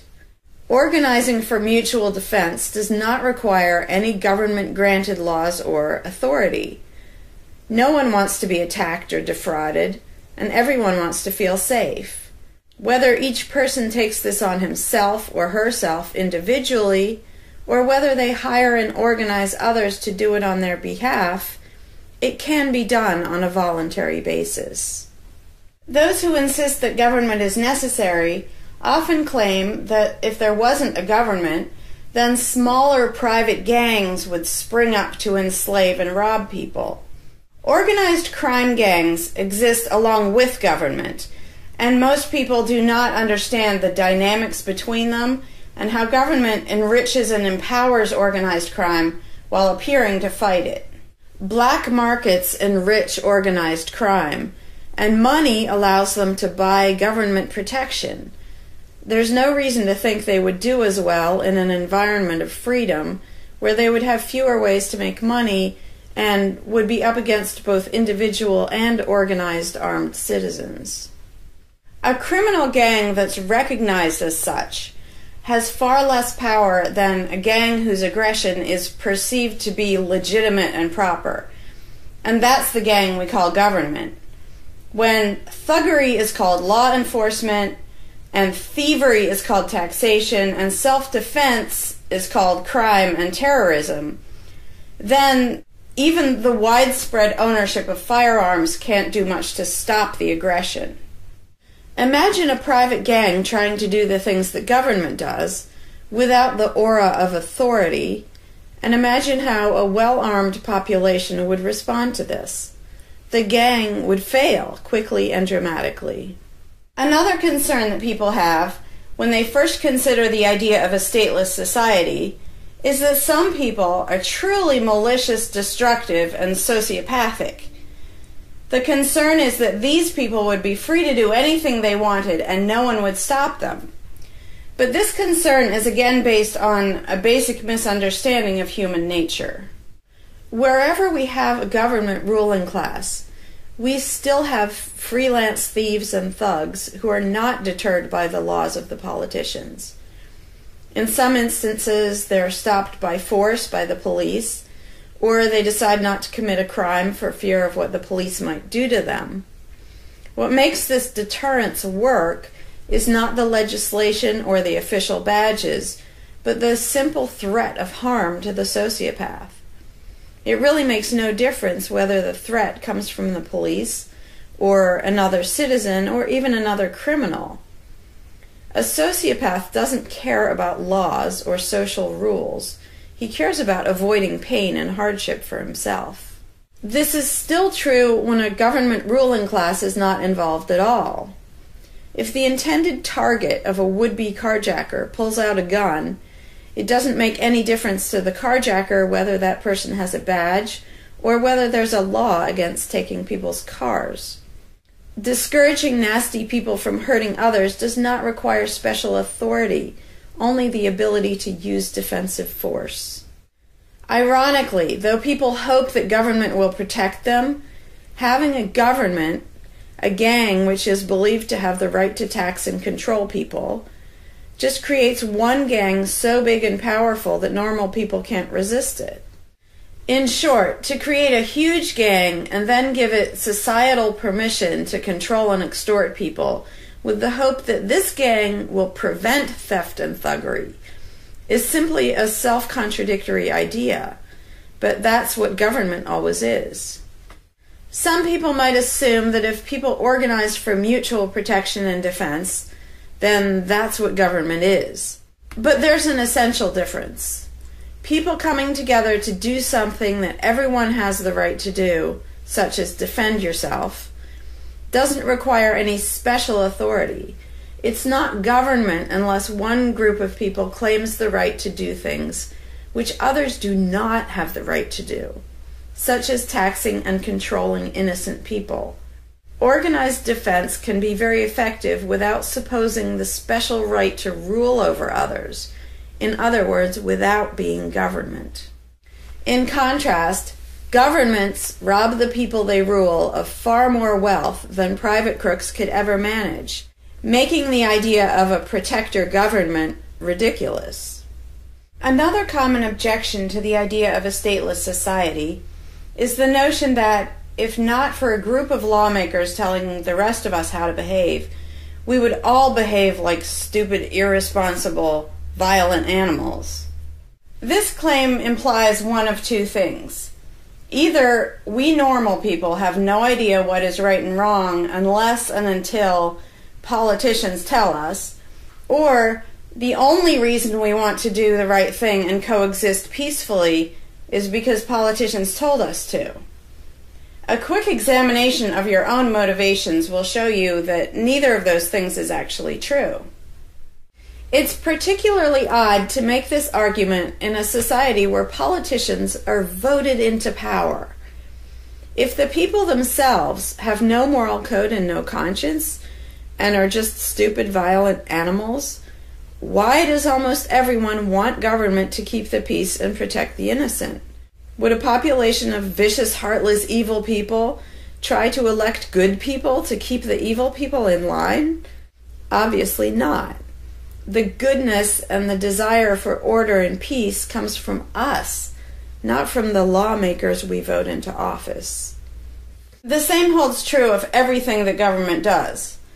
If people are so short-sighted and selfish that they can't be trusted to voluntarily organize and raise money for whatever they deem important, then how can those same people be trusted to decide who should be in power?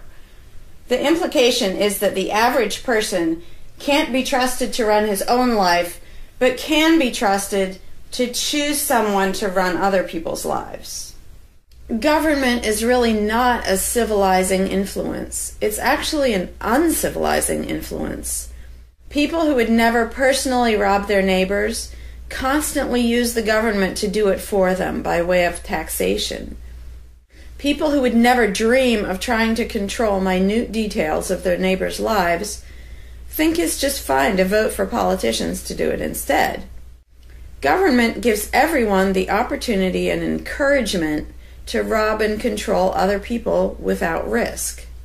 So government, rather than serving as a check against the imperfections of our nature, instead drastically amplifies our greed, irresponsibility, and malice towards other human beings by giving us a legally acceptable and risk-free way to interfere with the lives and choices of our fellow men and women.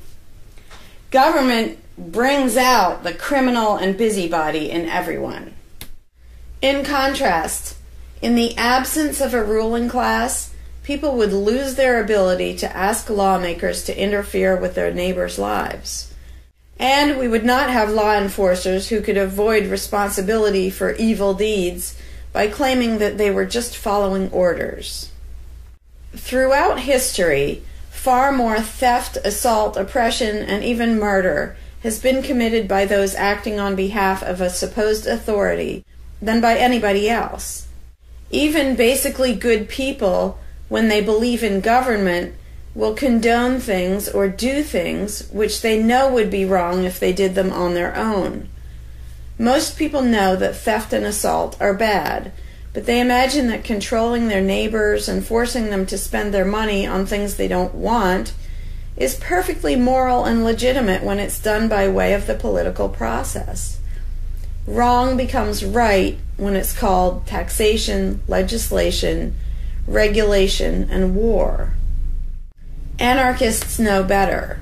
They know that human society will never be perfect, but it would be a whole lot better if evil deeds were committed only by genuinely nasty sociopathic people rather than being committed wholesale by basically good people who think that violent aggression is okay when it's called law enforcement.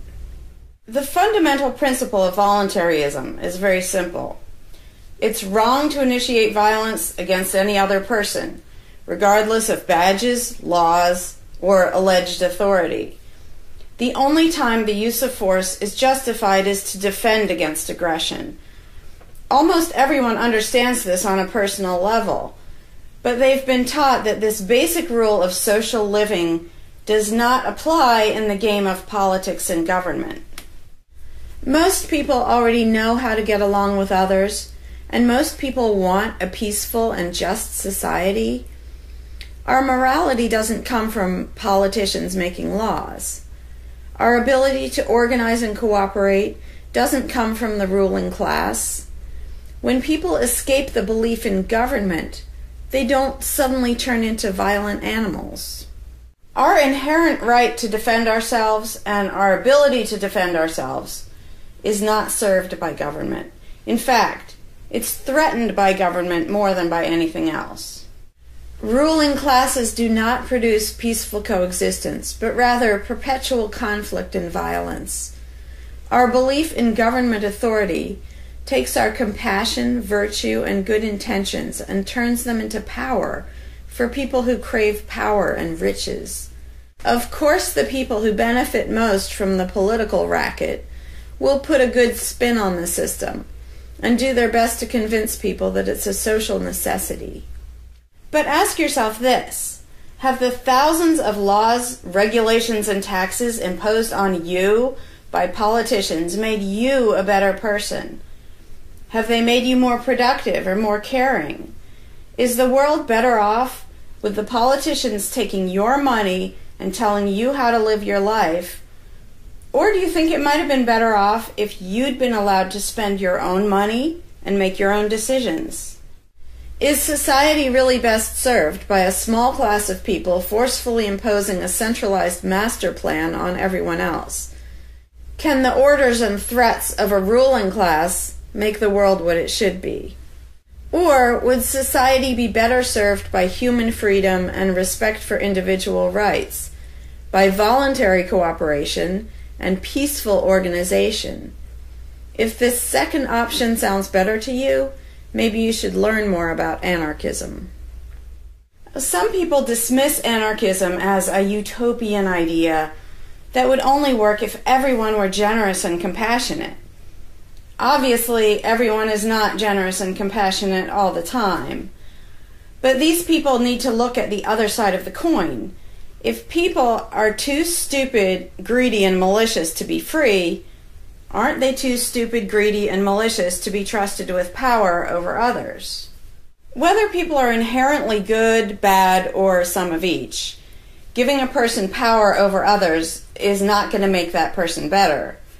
In fact, power has historically been known to corrupt people and make them worse, whereas the discipline imposed by the equal freedom of everyone else brings out the best in human nature. Most people today think that we need some form of government because they mistakenly believe that obedience to authority makes us all more civilized, moral, and peaceful. In reality, it has always done exactly the opposite. Everyone knows that governments can be corrupt, abusive, inefficient, counterproductive, even tyrannical. But most people assume that the way to fix that is to get the right people into power. People have spent centuries trying to create a good society using different kinds of ruling classes, different legal structures, different ways of choosing the rulers, and so on. But every governmental construction has resulted in freedom and riches for some, and oppression, violence, and poverty for others. What if, instead of deciding what the throne should look like and who should sit on it, all people of goodwill embraced the non-aggression principle? What if, instead of looking to a ruling class to impose our values on society, we embraced the concept of self-ownership? These principles are simple and easy, to the point of being self-evident, but they're diametrically opposed to the authoritarian principles that most of us have been indoctrinated with. Anarchism does not mean chaos and violence, or every man for himself. Having no government does not mean having no morality, no organization, and no cooperation. Simply put, anarchism does mean that no one is your master and no one is your slave. And that's all it means. Howdy, Larkin Rose here. I'm feeling slightly less than entirely patient and polite today, so if this video gets slightly caustic, too bad.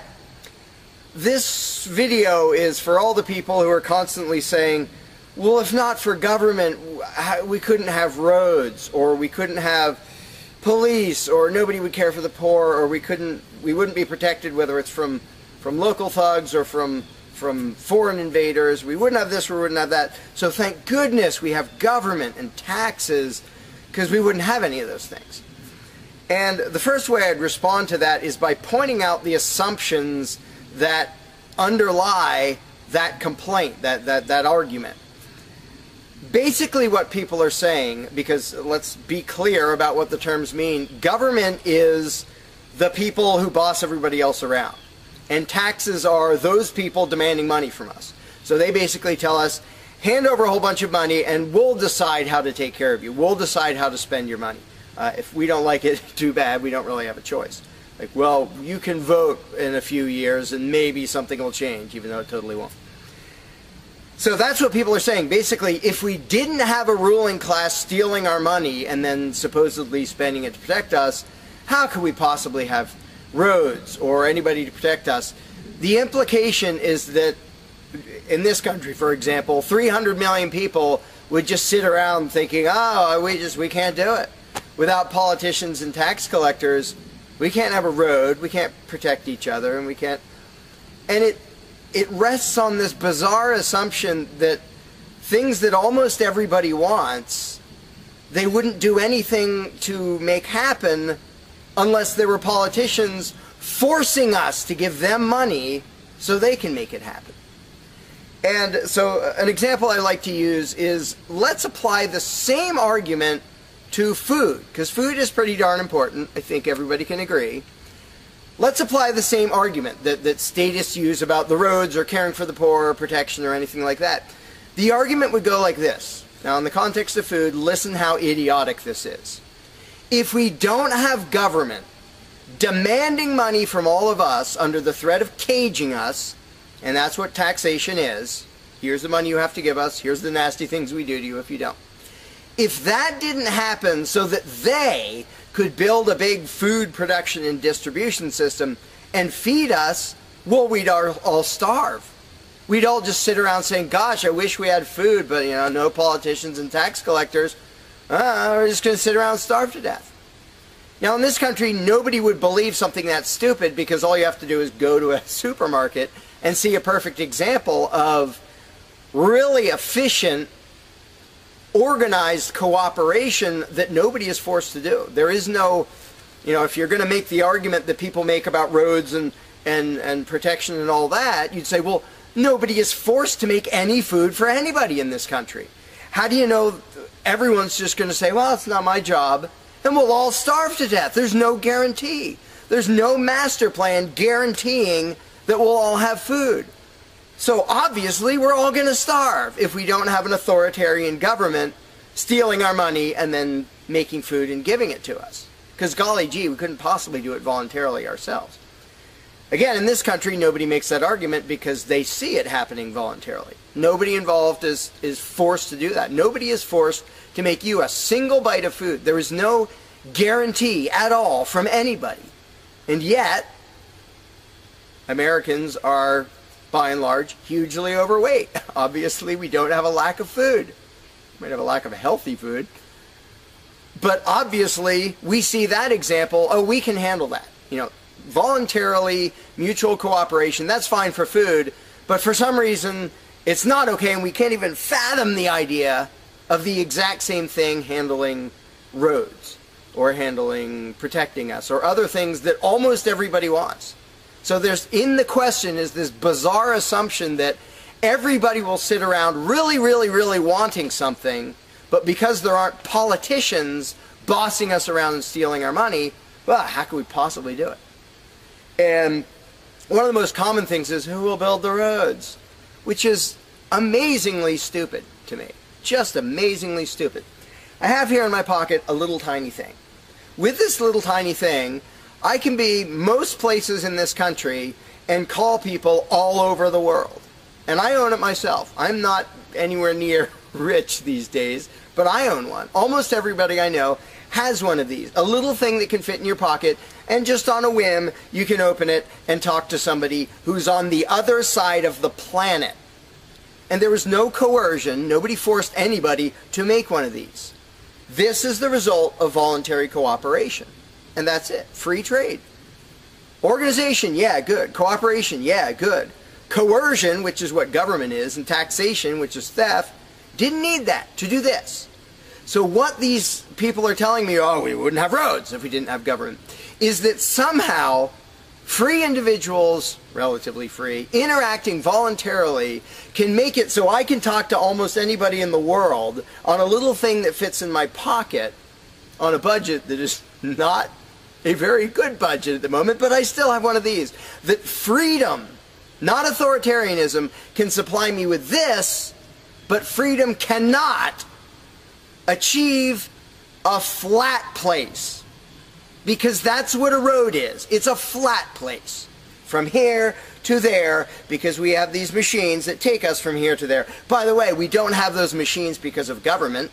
We have those machines because of free enterprise and voluntary interaction and cooperation. The idea that freedom can make a car but can't make a flat place is just idiotic. You really think we can't make a flat place? And so I ask people, and they say, well, who will build roads? Are you really telling me that you really and truly think that if government fell off the face of the earth, 300 million people in this country, 7 billion if you want to include the whole planet, would sit around in their houses thinking, golly, I wish I could go visit Fred, but I can't, because there's not a flat thing from me to him, and I don't know how to do it. And the other 300 million or 7 billion people, we can't possibly do it because there aren't any politicians and tax collectors. If they were here, we could do it. If they were here to boss us around and steal our money and really inefficiently build a flat place, then we'd be set. Then I'd be comfortable and I could be confident that I could get places. I could visit Fred, I could go shopping, but now we're all going to sit in our houses wishing we could go to the corner store, but we can't because, golly, how could we possibly make a flat place from here to there? We can make these, where you can talk to anybody in the world. We can make machines that you drive around in, but no, we couldn't possibly make a flat place. And when people say, well, who will build the roads? The first answer is the same damn people who do it now. Politicians and tax collectors don't build the friggin' roads. Have you ever seen one out there? No, you haven't. They steal our money, waste most of it, do all their corrupt games, and then they pay other people. Here's an idea. How about if we pay those other people who actually build the stinking road? And the fact that that doesn't occur to people is a great indication of how well indoctrinated people are by the rulers, who will perpetually tell us, you can't organize anything, you can't achieve anything, you can't do anything unless we are here to force it on you. And it's, again, there are a zillion examples, whether it's caring for the poor or protection or roads, obviously, where most of the population will say, I'm really concerned that poor people won't be taken care of, which means most of the population wants people in need to be taken care of. And if we didn't have politicians stealing our money, how would it happen?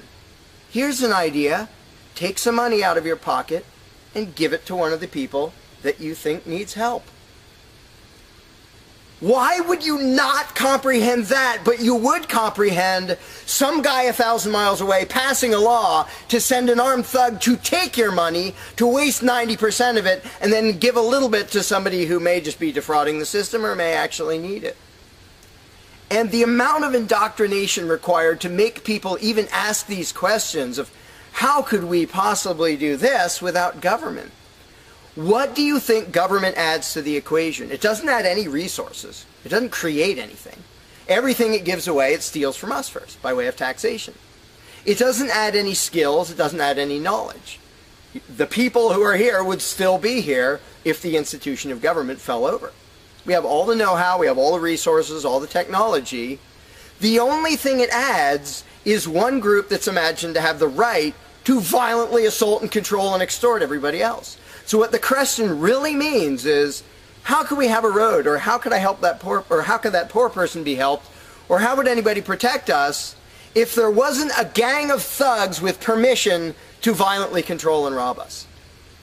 And when you recognize that that is literally what the question means, you already see how utterly idiotic it is. And it's completely the result of authoritarian statist indoctrination. Nobody would come up with that on their own.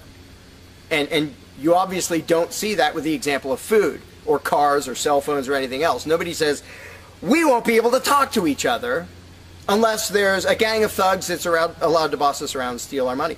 And just economically, how stupid do you have to be to think that's a good idea? Here are your choices. Let's do this. I'll give you these two choices for how you will be fed from now on. Either you can go spend your own money wherever you want. You can go to the supermarket or the local this or the local grocery, whatever you want. You can go decide what you want, and they'll tell you the price. You decide what you're going to buy and how much. And you can go to different places and you can shop around and you can do all that. That's option number one. But let me warn you, option number one does not give any guarantee that you will be fed.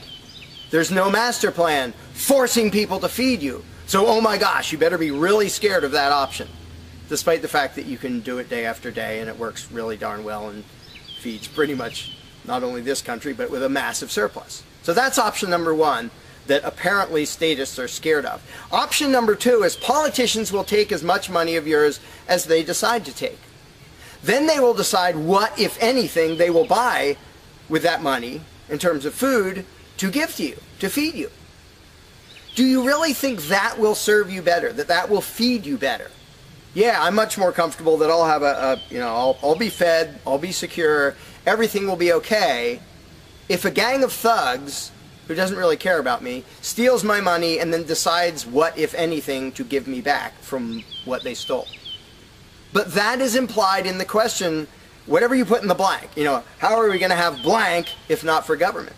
What you're saying is, how can we, the people who really want roads and food and cell phones and protection and all the things that almost everybody wants, how can we possibly have that unless we give someone permission to steal our money and boss us around and then decide what they're going to give us? And the same thing applies no matter what you put in the blank. How will we possibly do blank without government?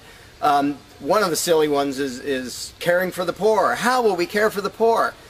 Think of what that means. Like people, when more than half the country votes for a party to take care of the poor, it's more than half of the country saying, we're really concerned and we want to make sure that the less fortunate are taken care of, but we don't believe that normal people acting in freedom will take care of them.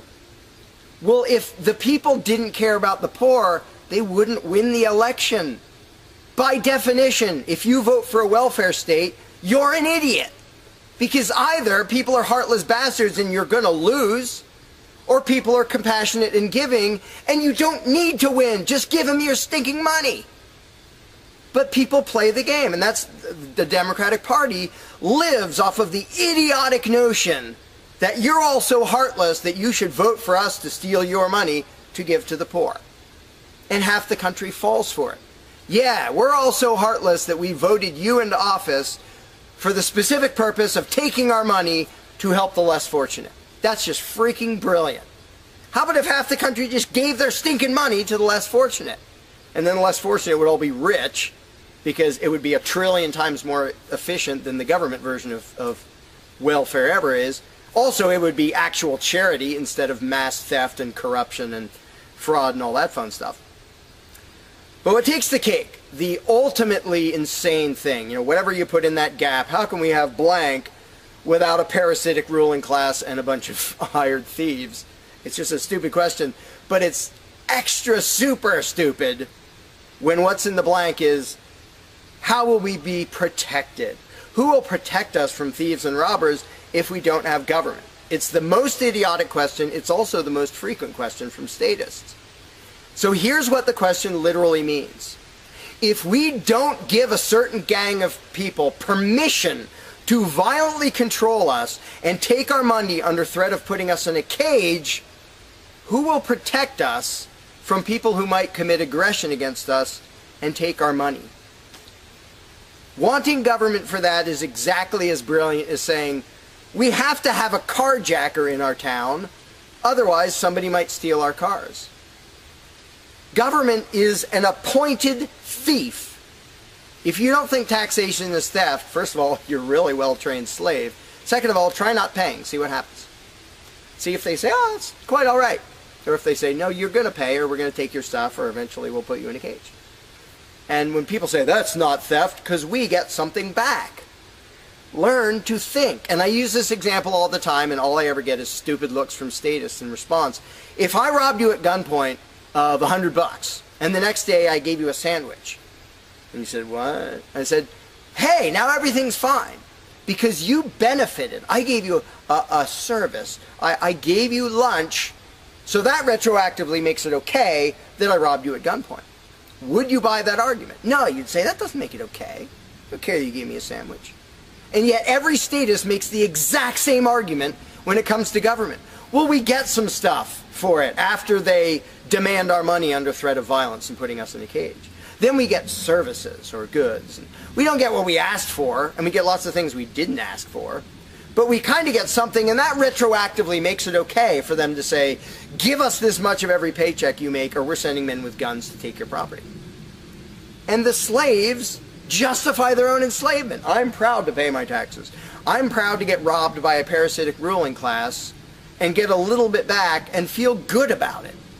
Like, not only is that legitimate and justified, but I feel proud that I let myself get robbed by a bunch of crooks and parasites. But again, the ultimate thing is protection. When people say, who will protect us from aggressors and thugs and thieves, if we don't have a government, even though what government is, by its very nature, is a gang of aggressors and thugs and thieves. They issue commands. Every law they pass is a command backed by a threat of violence. You have to do this. You're not allowed to do that. Here are the nasty things we will do to you if you get caught disobeying. I mean, everybody knows that, even though they don't usually say it in terms that blunt and honest and accurate. But to say we need taxes to be protected is as stupid as you can get. It's saying we need theft to avoid theft. And the fact that people are trained to use different words so that this theft sounds okay. It's legalized, it's taxation, and we voted for the people who robbed us. Like, we got to elect our local carjacker, and that means he represents us when he demands our car and points a gun in our face. He's serving us as he steals our car because he's going to use that car and sell it and make money to make sure nobody else steals our car. That is the essence of government. And the fact that you have hundreds of millions of victims of that scam vehemently defending it and saying, I'm not going to give that up. I don't want to give up government. Who would protect us? I don't want to give up the biggest aggressor on the planet, the biggest thief on the planet. Look at your tax bill and see how much private crooks steal from you. So before you ask that question, before you ask, how could we possibly have roads or protection or water or air or Christmas or Santa Claus or any of the zillion things that statists imagine we can't possibly have without a ruling class, think about what the question actually means. Because when you get to the point where you understand the implications of your own question, asking, how can we possibly have this without a parasitic gang of thugs robbing us? When you actually understand what you're really asking, you won't ask the question because you will realize it's completely freaking idiotic.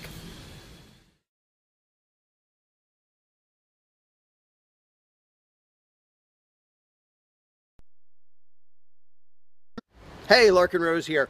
One of the first things that people are concerned about when they start thinking about a society without a ruling class is, well, what happens to the nasty people?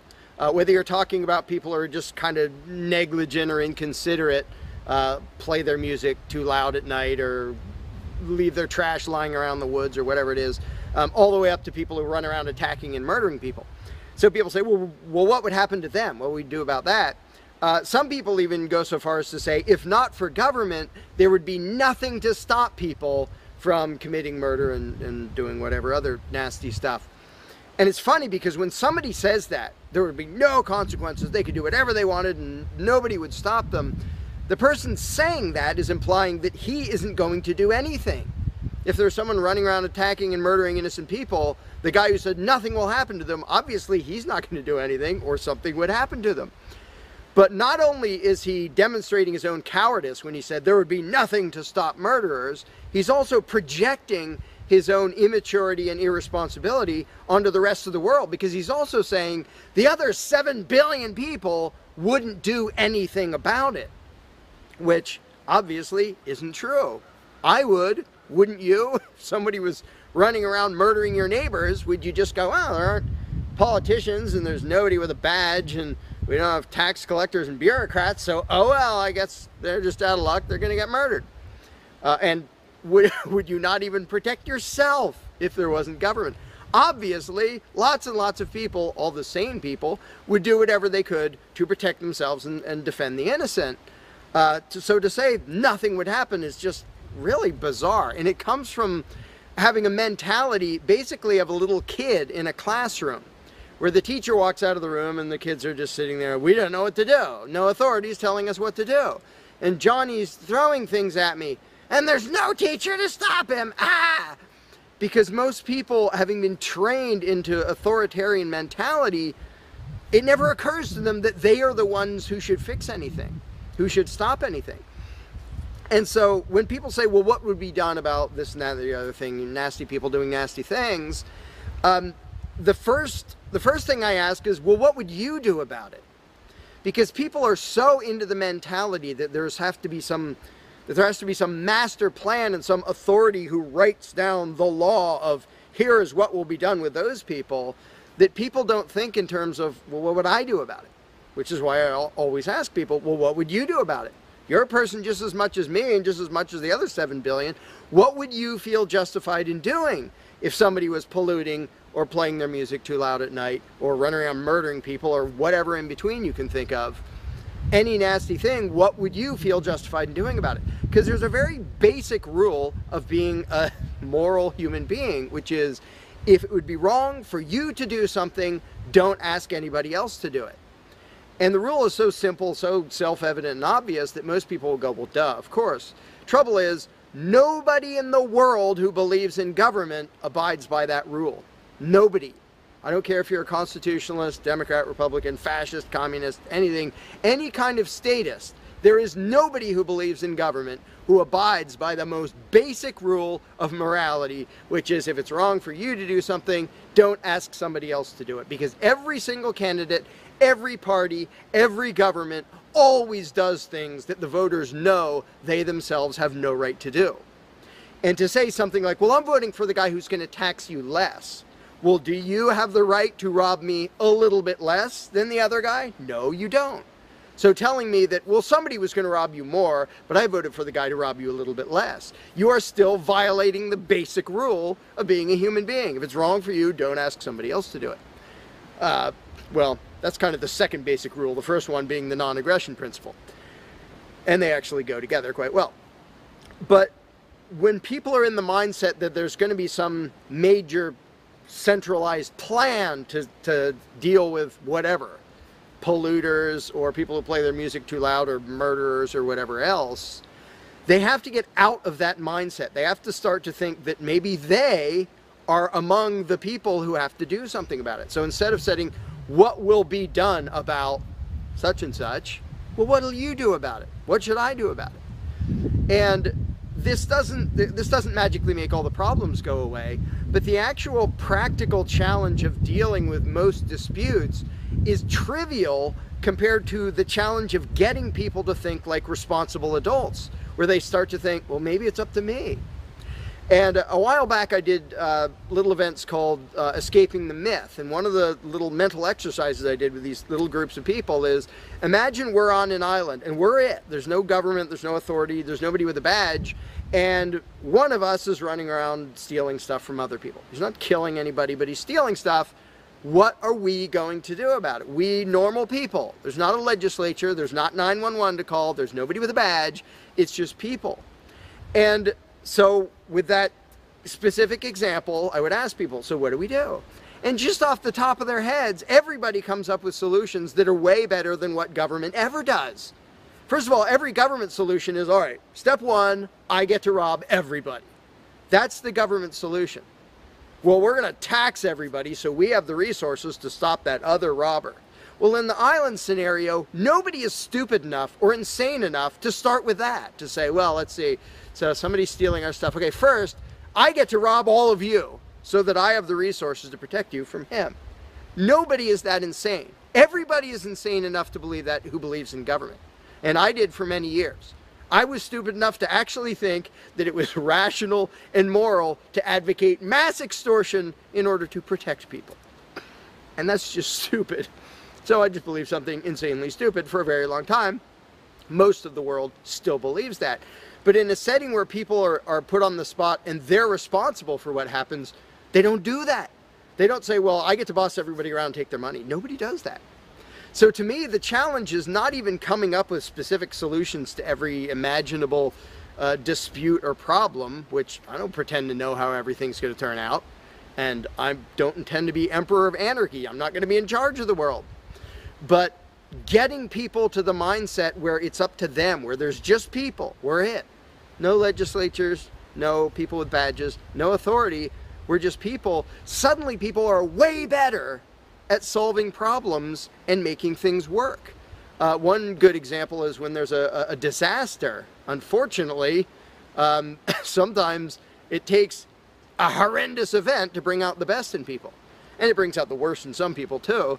But when people say, whoa, my neighbor's house is floating away, I'm not going to wait for FEMA. I'm not going to dial 911. I'm going to jump in a boat and go save him. Because suddenly it's on me. Suddenly I'm the one who has to do something.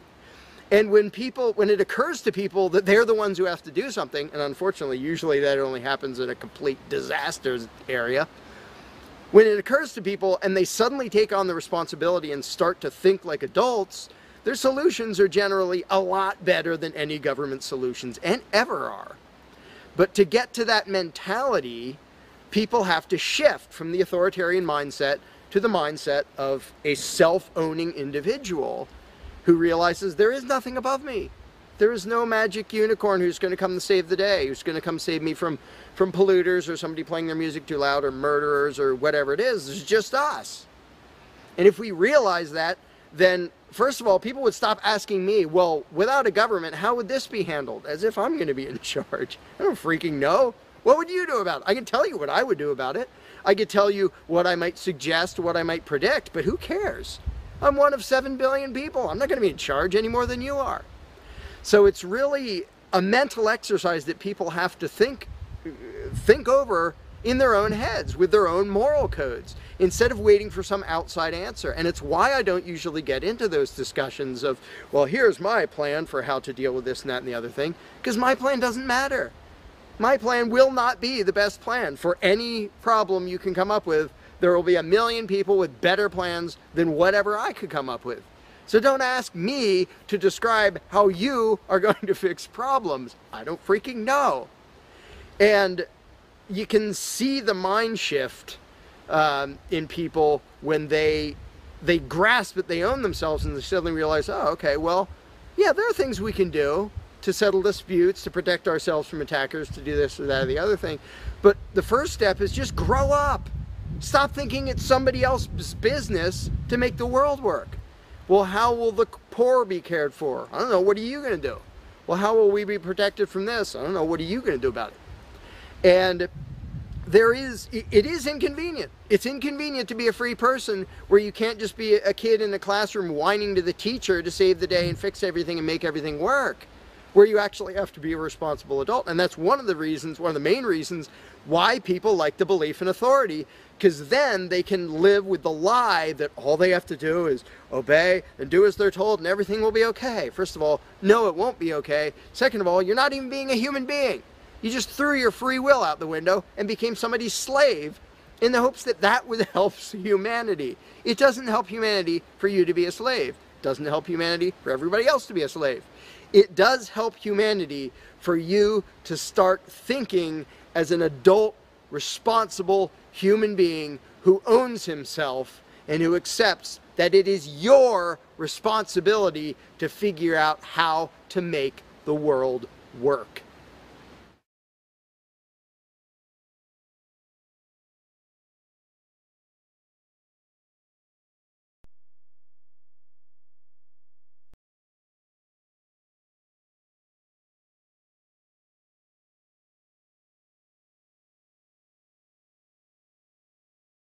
You cannot begin to imagine in how many ways the world is the opposite of what you have been taught to believe. You see the guy who sells drugs to willing customers so he can feed his family as the scum of the earth, while you see the hypocrite who gives away stolen money in the name of government as a saint. You see the guy who tries to avoid being robbed by the federal thugs as a crook and a tax cheat, but see as virtuous the politician who gives away the same stolen loot to people to whom it does not belong. You see the cop as a good guy when he drags a man away from his friends and family and throws him in prison for 10 years for smoking a leaf. And you see anyone who defends himself from such barbaric fascism as the lowest form of life, a cop killer. In reality, most drug dealers are more virtuous than any government social worker, and prostitutes have far less to be ashamed of than political whores, because they trade only with what is rightfully theirs, and only with those who want to trade with them. The upstanding, church-going, law-abiding, tax-paying citizen who votes Democrat or Republican is far more despicable and a bigger threat to humanity than the most promiscuous, lazy, drug-snorting hippie. Why? Because the hippie is willing to let others be free, and the voter is not.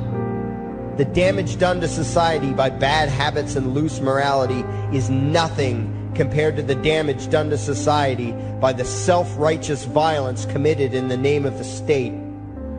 You imagine yourselves to be charitable and tolerant when you are nothing of the sort. Even the Nazis had table manners and proper etiquette when they weren't killing people.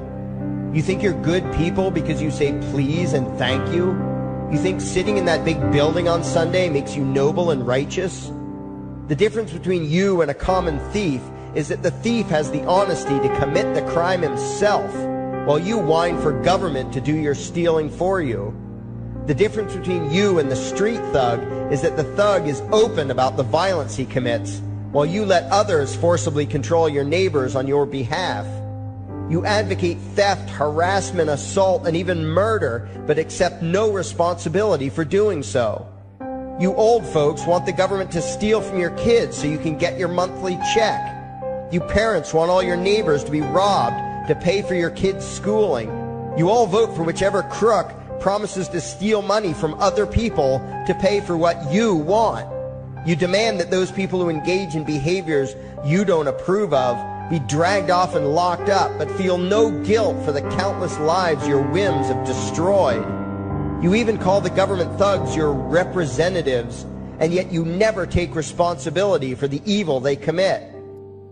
You proudly support the troops as they kill whomever the liars in D.C. tell them to kill, and you feel good about it. You call yourselves Christians or Jews or claim to follow some other religion, but the truth is what you call your religion is empty window dressing. What you truly worship, the God you really bow to, what you really believe in is the state. Thou shalt not steal, thou shalt not murder, unless you can do it by way of government. Then it's just fine, isn't it? If you call it taxation and war, it stops being a sin, right? After all, it was only your God that said you shouldn't steal and murder, but the state said it was okay. It's pretty obvious which one outranks the other in your minds. Despite all the churches, synagogues, and mosques we see around us, this nation has one God and only one God, and that God is called government. Jesus taught nonviolence and told you to love your neighbor, but the state encourages you to vote for people who will use the violence of government to butt into every aspect of everyone else's life. Which do you believe? To those about to stone a woman who had committed adultery, Jesus said, "Let him who is without sin cast the first stone." But the state says it's perfectly fine to lock someone up if they do something you find distasteful, such as prostitution. Which do you believe? The Christian God says, "Thou shalt not covet," but coveting is the lifeblood of the beast that is the state. You are taught to resent, despise, and hate anyone who has anything you don't have. You clamor for the state to tear other people down, steal their property, and give it to you. And you call that fairness. The Bible calls it coveting and stealing. You are not Christians. You are not Jews. You are not Muslims. And you certainly aren't atheists. You all have the same God, and its name is government. You're all members of the most evil, insane, destructive cult in history. If there ever was a devil, the state is it, and you worship it with all your heart and soul. You pray to it to solve every problem, to satisfy all your needs, to smite your enemies, and to shower its blessings upon you. You worship what Nietzsche called the coldest of all cold monsters, and you hate those of us who don't. To you, the greatest sin is disobeying your God, breaking the law, you call it, as if anyone could possibly have any moral obligation to obey the arbitrary commands and demands of the corrupt, lying, delusional megalomaniacs who infest this despicable town. Even your ministers, priests, and rabbis, more often than not, are traitors to their own religions, teaching that the commands of human authority should supersede adherence to the laws of the gods they say they believe in. Several years ago, I heard one pompous evangelical jackass in particular pontificating on the radio that anyone who disobeys the civil authority, be it a king or any other government, is engaging in rebellion against God. Those were the exact words he used. What if the government is doing something wrong? Well, this salesman for Satan opined, that is the business of those in government, and you are still obligated to obey. Everywhere you turn, be it the state or the church, the media or the schools, you are taught one thing above all else, the virtue of subjugating yourselves to mortals who claim to have the right to rule you. It is sickening the reverence with which you speak of the liars and thieves whose feet are so firmly planted on your necks. You call the congressmen and the judges honorable, and you swoon at the magnificence of the grandiose halls they inhabit, the temples they built to celebrate the domination of mankind. You feel pride at being able to say you once shook a senator's hand or saw the president in person. Ah, yes, the grand deity himself, His Royal Highness, the President of the United States of America. You speak the title as if you're referring to God Almighty. The vocabulary has changed a bit, but your mindset is no different from that of the groveling peasants of old who bowed low, faces in the dirt, with a feeling of unworthiness and humility when in the presence of whatever narcissist had declared himself to be their rightful lord and master. The truth of the matter, back then and today, is that these parasites who call themselves leaders are not superior beings. They are not great men and women. They are not honorable. They're not even average. The people who earn an honest living, from sophisticated millionaire entrepreneurs to illiterate day laborers doing the most menial tasks you can imagine, those people deserve your respect. Those people you should treat with courtesy and civility. But the frauds who claim the right to rule you and demand your subservience and obedience, they deserve only your scorn and contempt. Those who seek so-called high office are the lowest of the low. They may dress better, have larger vocabularies, and do a better job of planning out and executing their schemes, but they are no better than pickpockets, muggers, and carjackers.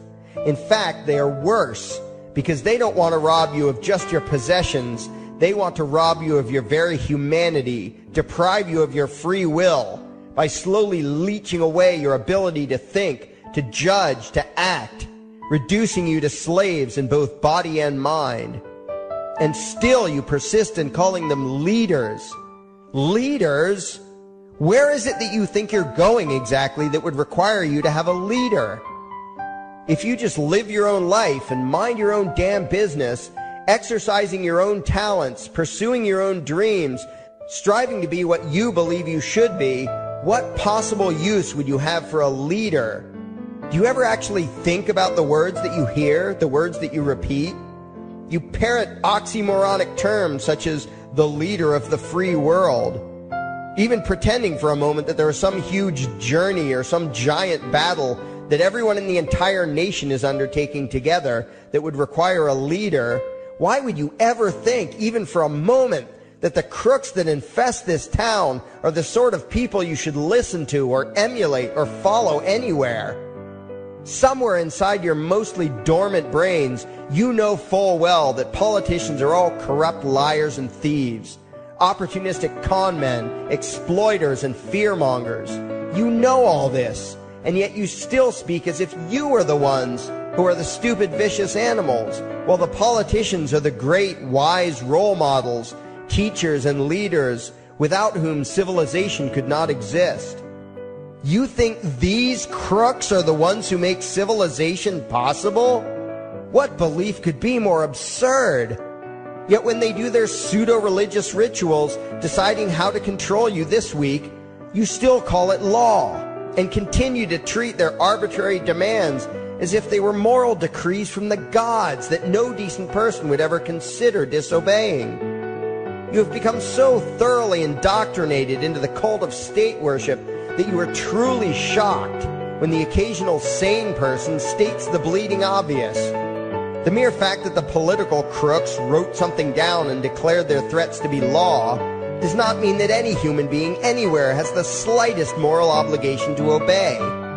Every moment of every day, in every location and every situation, you have a moral obligation to do what you deem to be right, not what some delusional bloated windbag says is legal. And that requires you to first determine right and wrong for yourself, a responsibility you spend much time and effort trying to dodge. You proclaim how proud you are to be law-abiding citizens and express your utter contempt for anyone who considers himself above your so-called laws. Laws that are nothing more than the selfish whims of tyrants and thieves. The word crime once meant an act harmful to another person. Now it means disobedience to any one of the myriad of arbitrary commands coming from a parasitical criminal class. To you, the term crime is nearly synonymous with the word sin, implying that the ones whose commands are being disobeyed must be something akin to gods, when in truth they are more akin to leeches. The very phrase, taking the law into your own hands, perfectly expresses what a sacrilege it is in your eyes for a mere human being to take upon himself the responsibility to judge right from wrong and to act accordingly, instead of doing what you do, unthinkingly obeying whatever capricious commands this cesspool of maggots spews forth. You glorify this criminal class as lawmakers and believe that no one is lower than a lawbreaker, someone who would dare disobey the politicians. Likewise, you speak with pious reverence of law enforcers, those who forcibly impose the politicians' every whim upon the rest of us. When the state uses violence, you imagine it to be inherently righteous and just, and if anyone resists, they are, in your eyes, contemptible lowlifes, lawless terrorist criminals. Like the lawless terrorist criminals who helped slaves escape the plantations. Like the lawless terrorist criminals who helped Jews escape the killing machine of the Third Reich. Like the lawless terrorist criminals who were crushed to death under the tanks of the Red Chinese government in Tiananmen Square. Like all the lawless terrorist criminals in history who had the courage to disobey the never-ending stream of tyrants and oppressors who have called their violence authority and law. And that includes the lawless terrorist criminals who founded this country. Everything you think you know is upside down, backwards, and inside out. But what has to take the cake, the height of your insanity, is the fact that you view as violent terrorists the only people on the planet who oppose the initiation of violence against their fellow men. Anarchists, voluntarists, and libertarians. We use violence only to defend ourselves against someone who initiates violence against us. We use it for nothing else. Meanwhile, your belief system is completely schizophrenic and self-contradictory. On the one hand, you teach the young slaves that violence is never the answer. Yet out of the other side of your mouths, you advocate that everyone and everything, everywhere and at all times be controlled, monitored, taxed, and regulated through the force of government. In short, you are teaching your children that the masters may use violence whenever they please, but the slave should never resist. You indoctrinate your children into a life of unthinking, helpless subservience. You are putting the chains around their little necks and fastening the locks tight. And worst of all, you feel good about it. Out of one side of your mouths, you condemn the evils of fascism and socialism and lament the injustices of the regimes of Hitler, Stalin, and Mao. While out of the other side of your mouths, you preach exactly what they did. The worship of the collective, the subjugation of every individual to that evil insanity that wears the deceptive label, the common good. You babble on and on about diversity and open-mindedness, and then beg your masters to regulate and control every aspect of everyone's lives, creating a giant herd of unthinking conformist drones. You wear different clothes and have different hairstyles, and you think that makes you different. Yet all your minds are enslaved to the same club of masters and controllers. You think what they tell you to think, and do what they tell you to do, while imagining yourselves to be progressive, thinking, and enlightened. From your position of relative comfort and safety, you now condemn the evils of other lands and other times, while turning a blind eye to the injustices happening right in front of you. You tell yourself that had you lived in those other places, in those other times, you would have been among those who stood up against oppression and defended the downtrodden. But that is a lie. You would have been right there with the rest of the flock of well-trained sheep, loudly demanding that the slaves be beaten, that the witches be burned, that the nonconformists and rebels be destroyed. How do I know this? Because that is exactly what you are doing today. Today's injustices and oppressions are fashionable and popular, and those who resist them, you tell yourselves, are just malcontents and freaks, people whose rights don't matter, people who deserve to be crushed under the boot of authority. Isn't that right? You bunch of spineless, unthinking hypocrites, look in the mirror. Take a good look at what you imagine to be righteous and kind. You are the devil's plaything. The crowds of thousands wildly applauding the speeches of Adolf Hitler, that was you. The mob demanding that Jesus Christ be nailed to the cross, that was you. The white invaders who celebrated the wholesale slaughter of those godless redskins, that was you. The throngs filling the Colosseum, applauding as the Christians were fed to the lions, that was you. Throughout history, the perpetual suffering and injustice occurring on an incomprehensible scale, it was all because of people just like you. The well-trained, thoroughly indoctrinated conformists, the people who do as they're told, who proudly bow to their masters, who follow the crowd, believing what everyone else believes and thinking whatever authority tells them to think. That is you. And your ignorance is not because the truth is not available to you. There have been radicals preaching it for thousands of years. No, you are ignorant because you shun the truth with all your heart and soul. You close your eyes and run away when a hint of reality lands in front of you. You condemn as extremists and fringe kooks those who try to show you the chains you wear because you don't want to be free. You don't even want to be human. Responsibility and reality scare the hell out of you, so you cling tightly to your own enslavement and lash out at any who seek to free you from it. When someone opens the door to your cage, you cower back in the corner and yell, "Close it, close it." Well, some of us are finished with trying to save you. We've wasted enough effort trying to convince you that you should be free. All you ever do is spout back what your masters have taught you, that being free only leads to chaos and destruction, while being obedient and subservient leads to peace and prosperity. There are none so blind as those who will not see.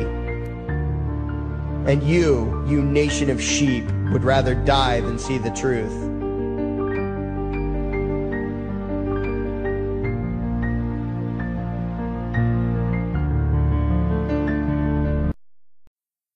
There is something I need you to do. Favorite, like and share this video. Now that you have done that, go to your browser add-ons, download YouTube Video Downloader, come back to this video and save the video to your computer and upload it to your YouTube channel.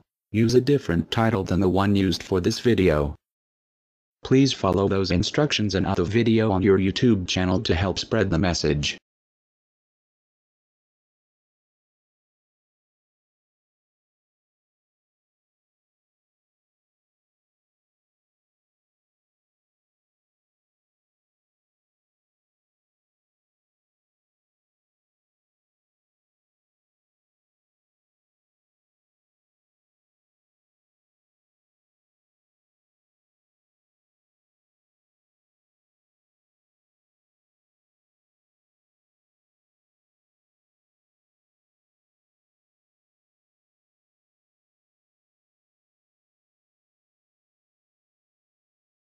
If you did not understand the instructions to download videos from YouTube, look it up on YouTube. There are some YouTube videos explaining on how to do so. It's very easy. If you do not host this video account, you are not doing your part to get the message out there, and you are part of the problem. And thanks for watching. Anonymous now has a new YouTube channel. It is called Anarchy World. To find our new YouTube channel, you need to type in Anarchy World in the official YouTube search bar. There are no spaces in Anarchy World.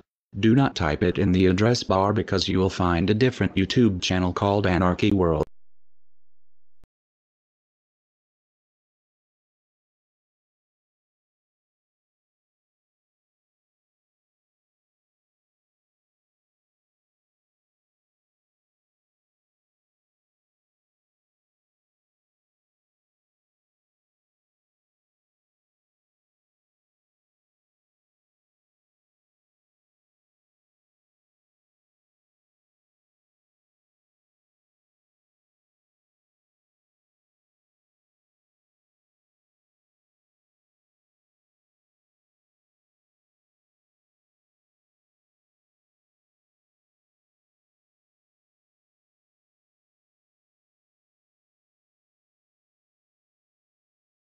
So, and here are the people responsible for the current corruption. You should remember the names for when shit hits the fan.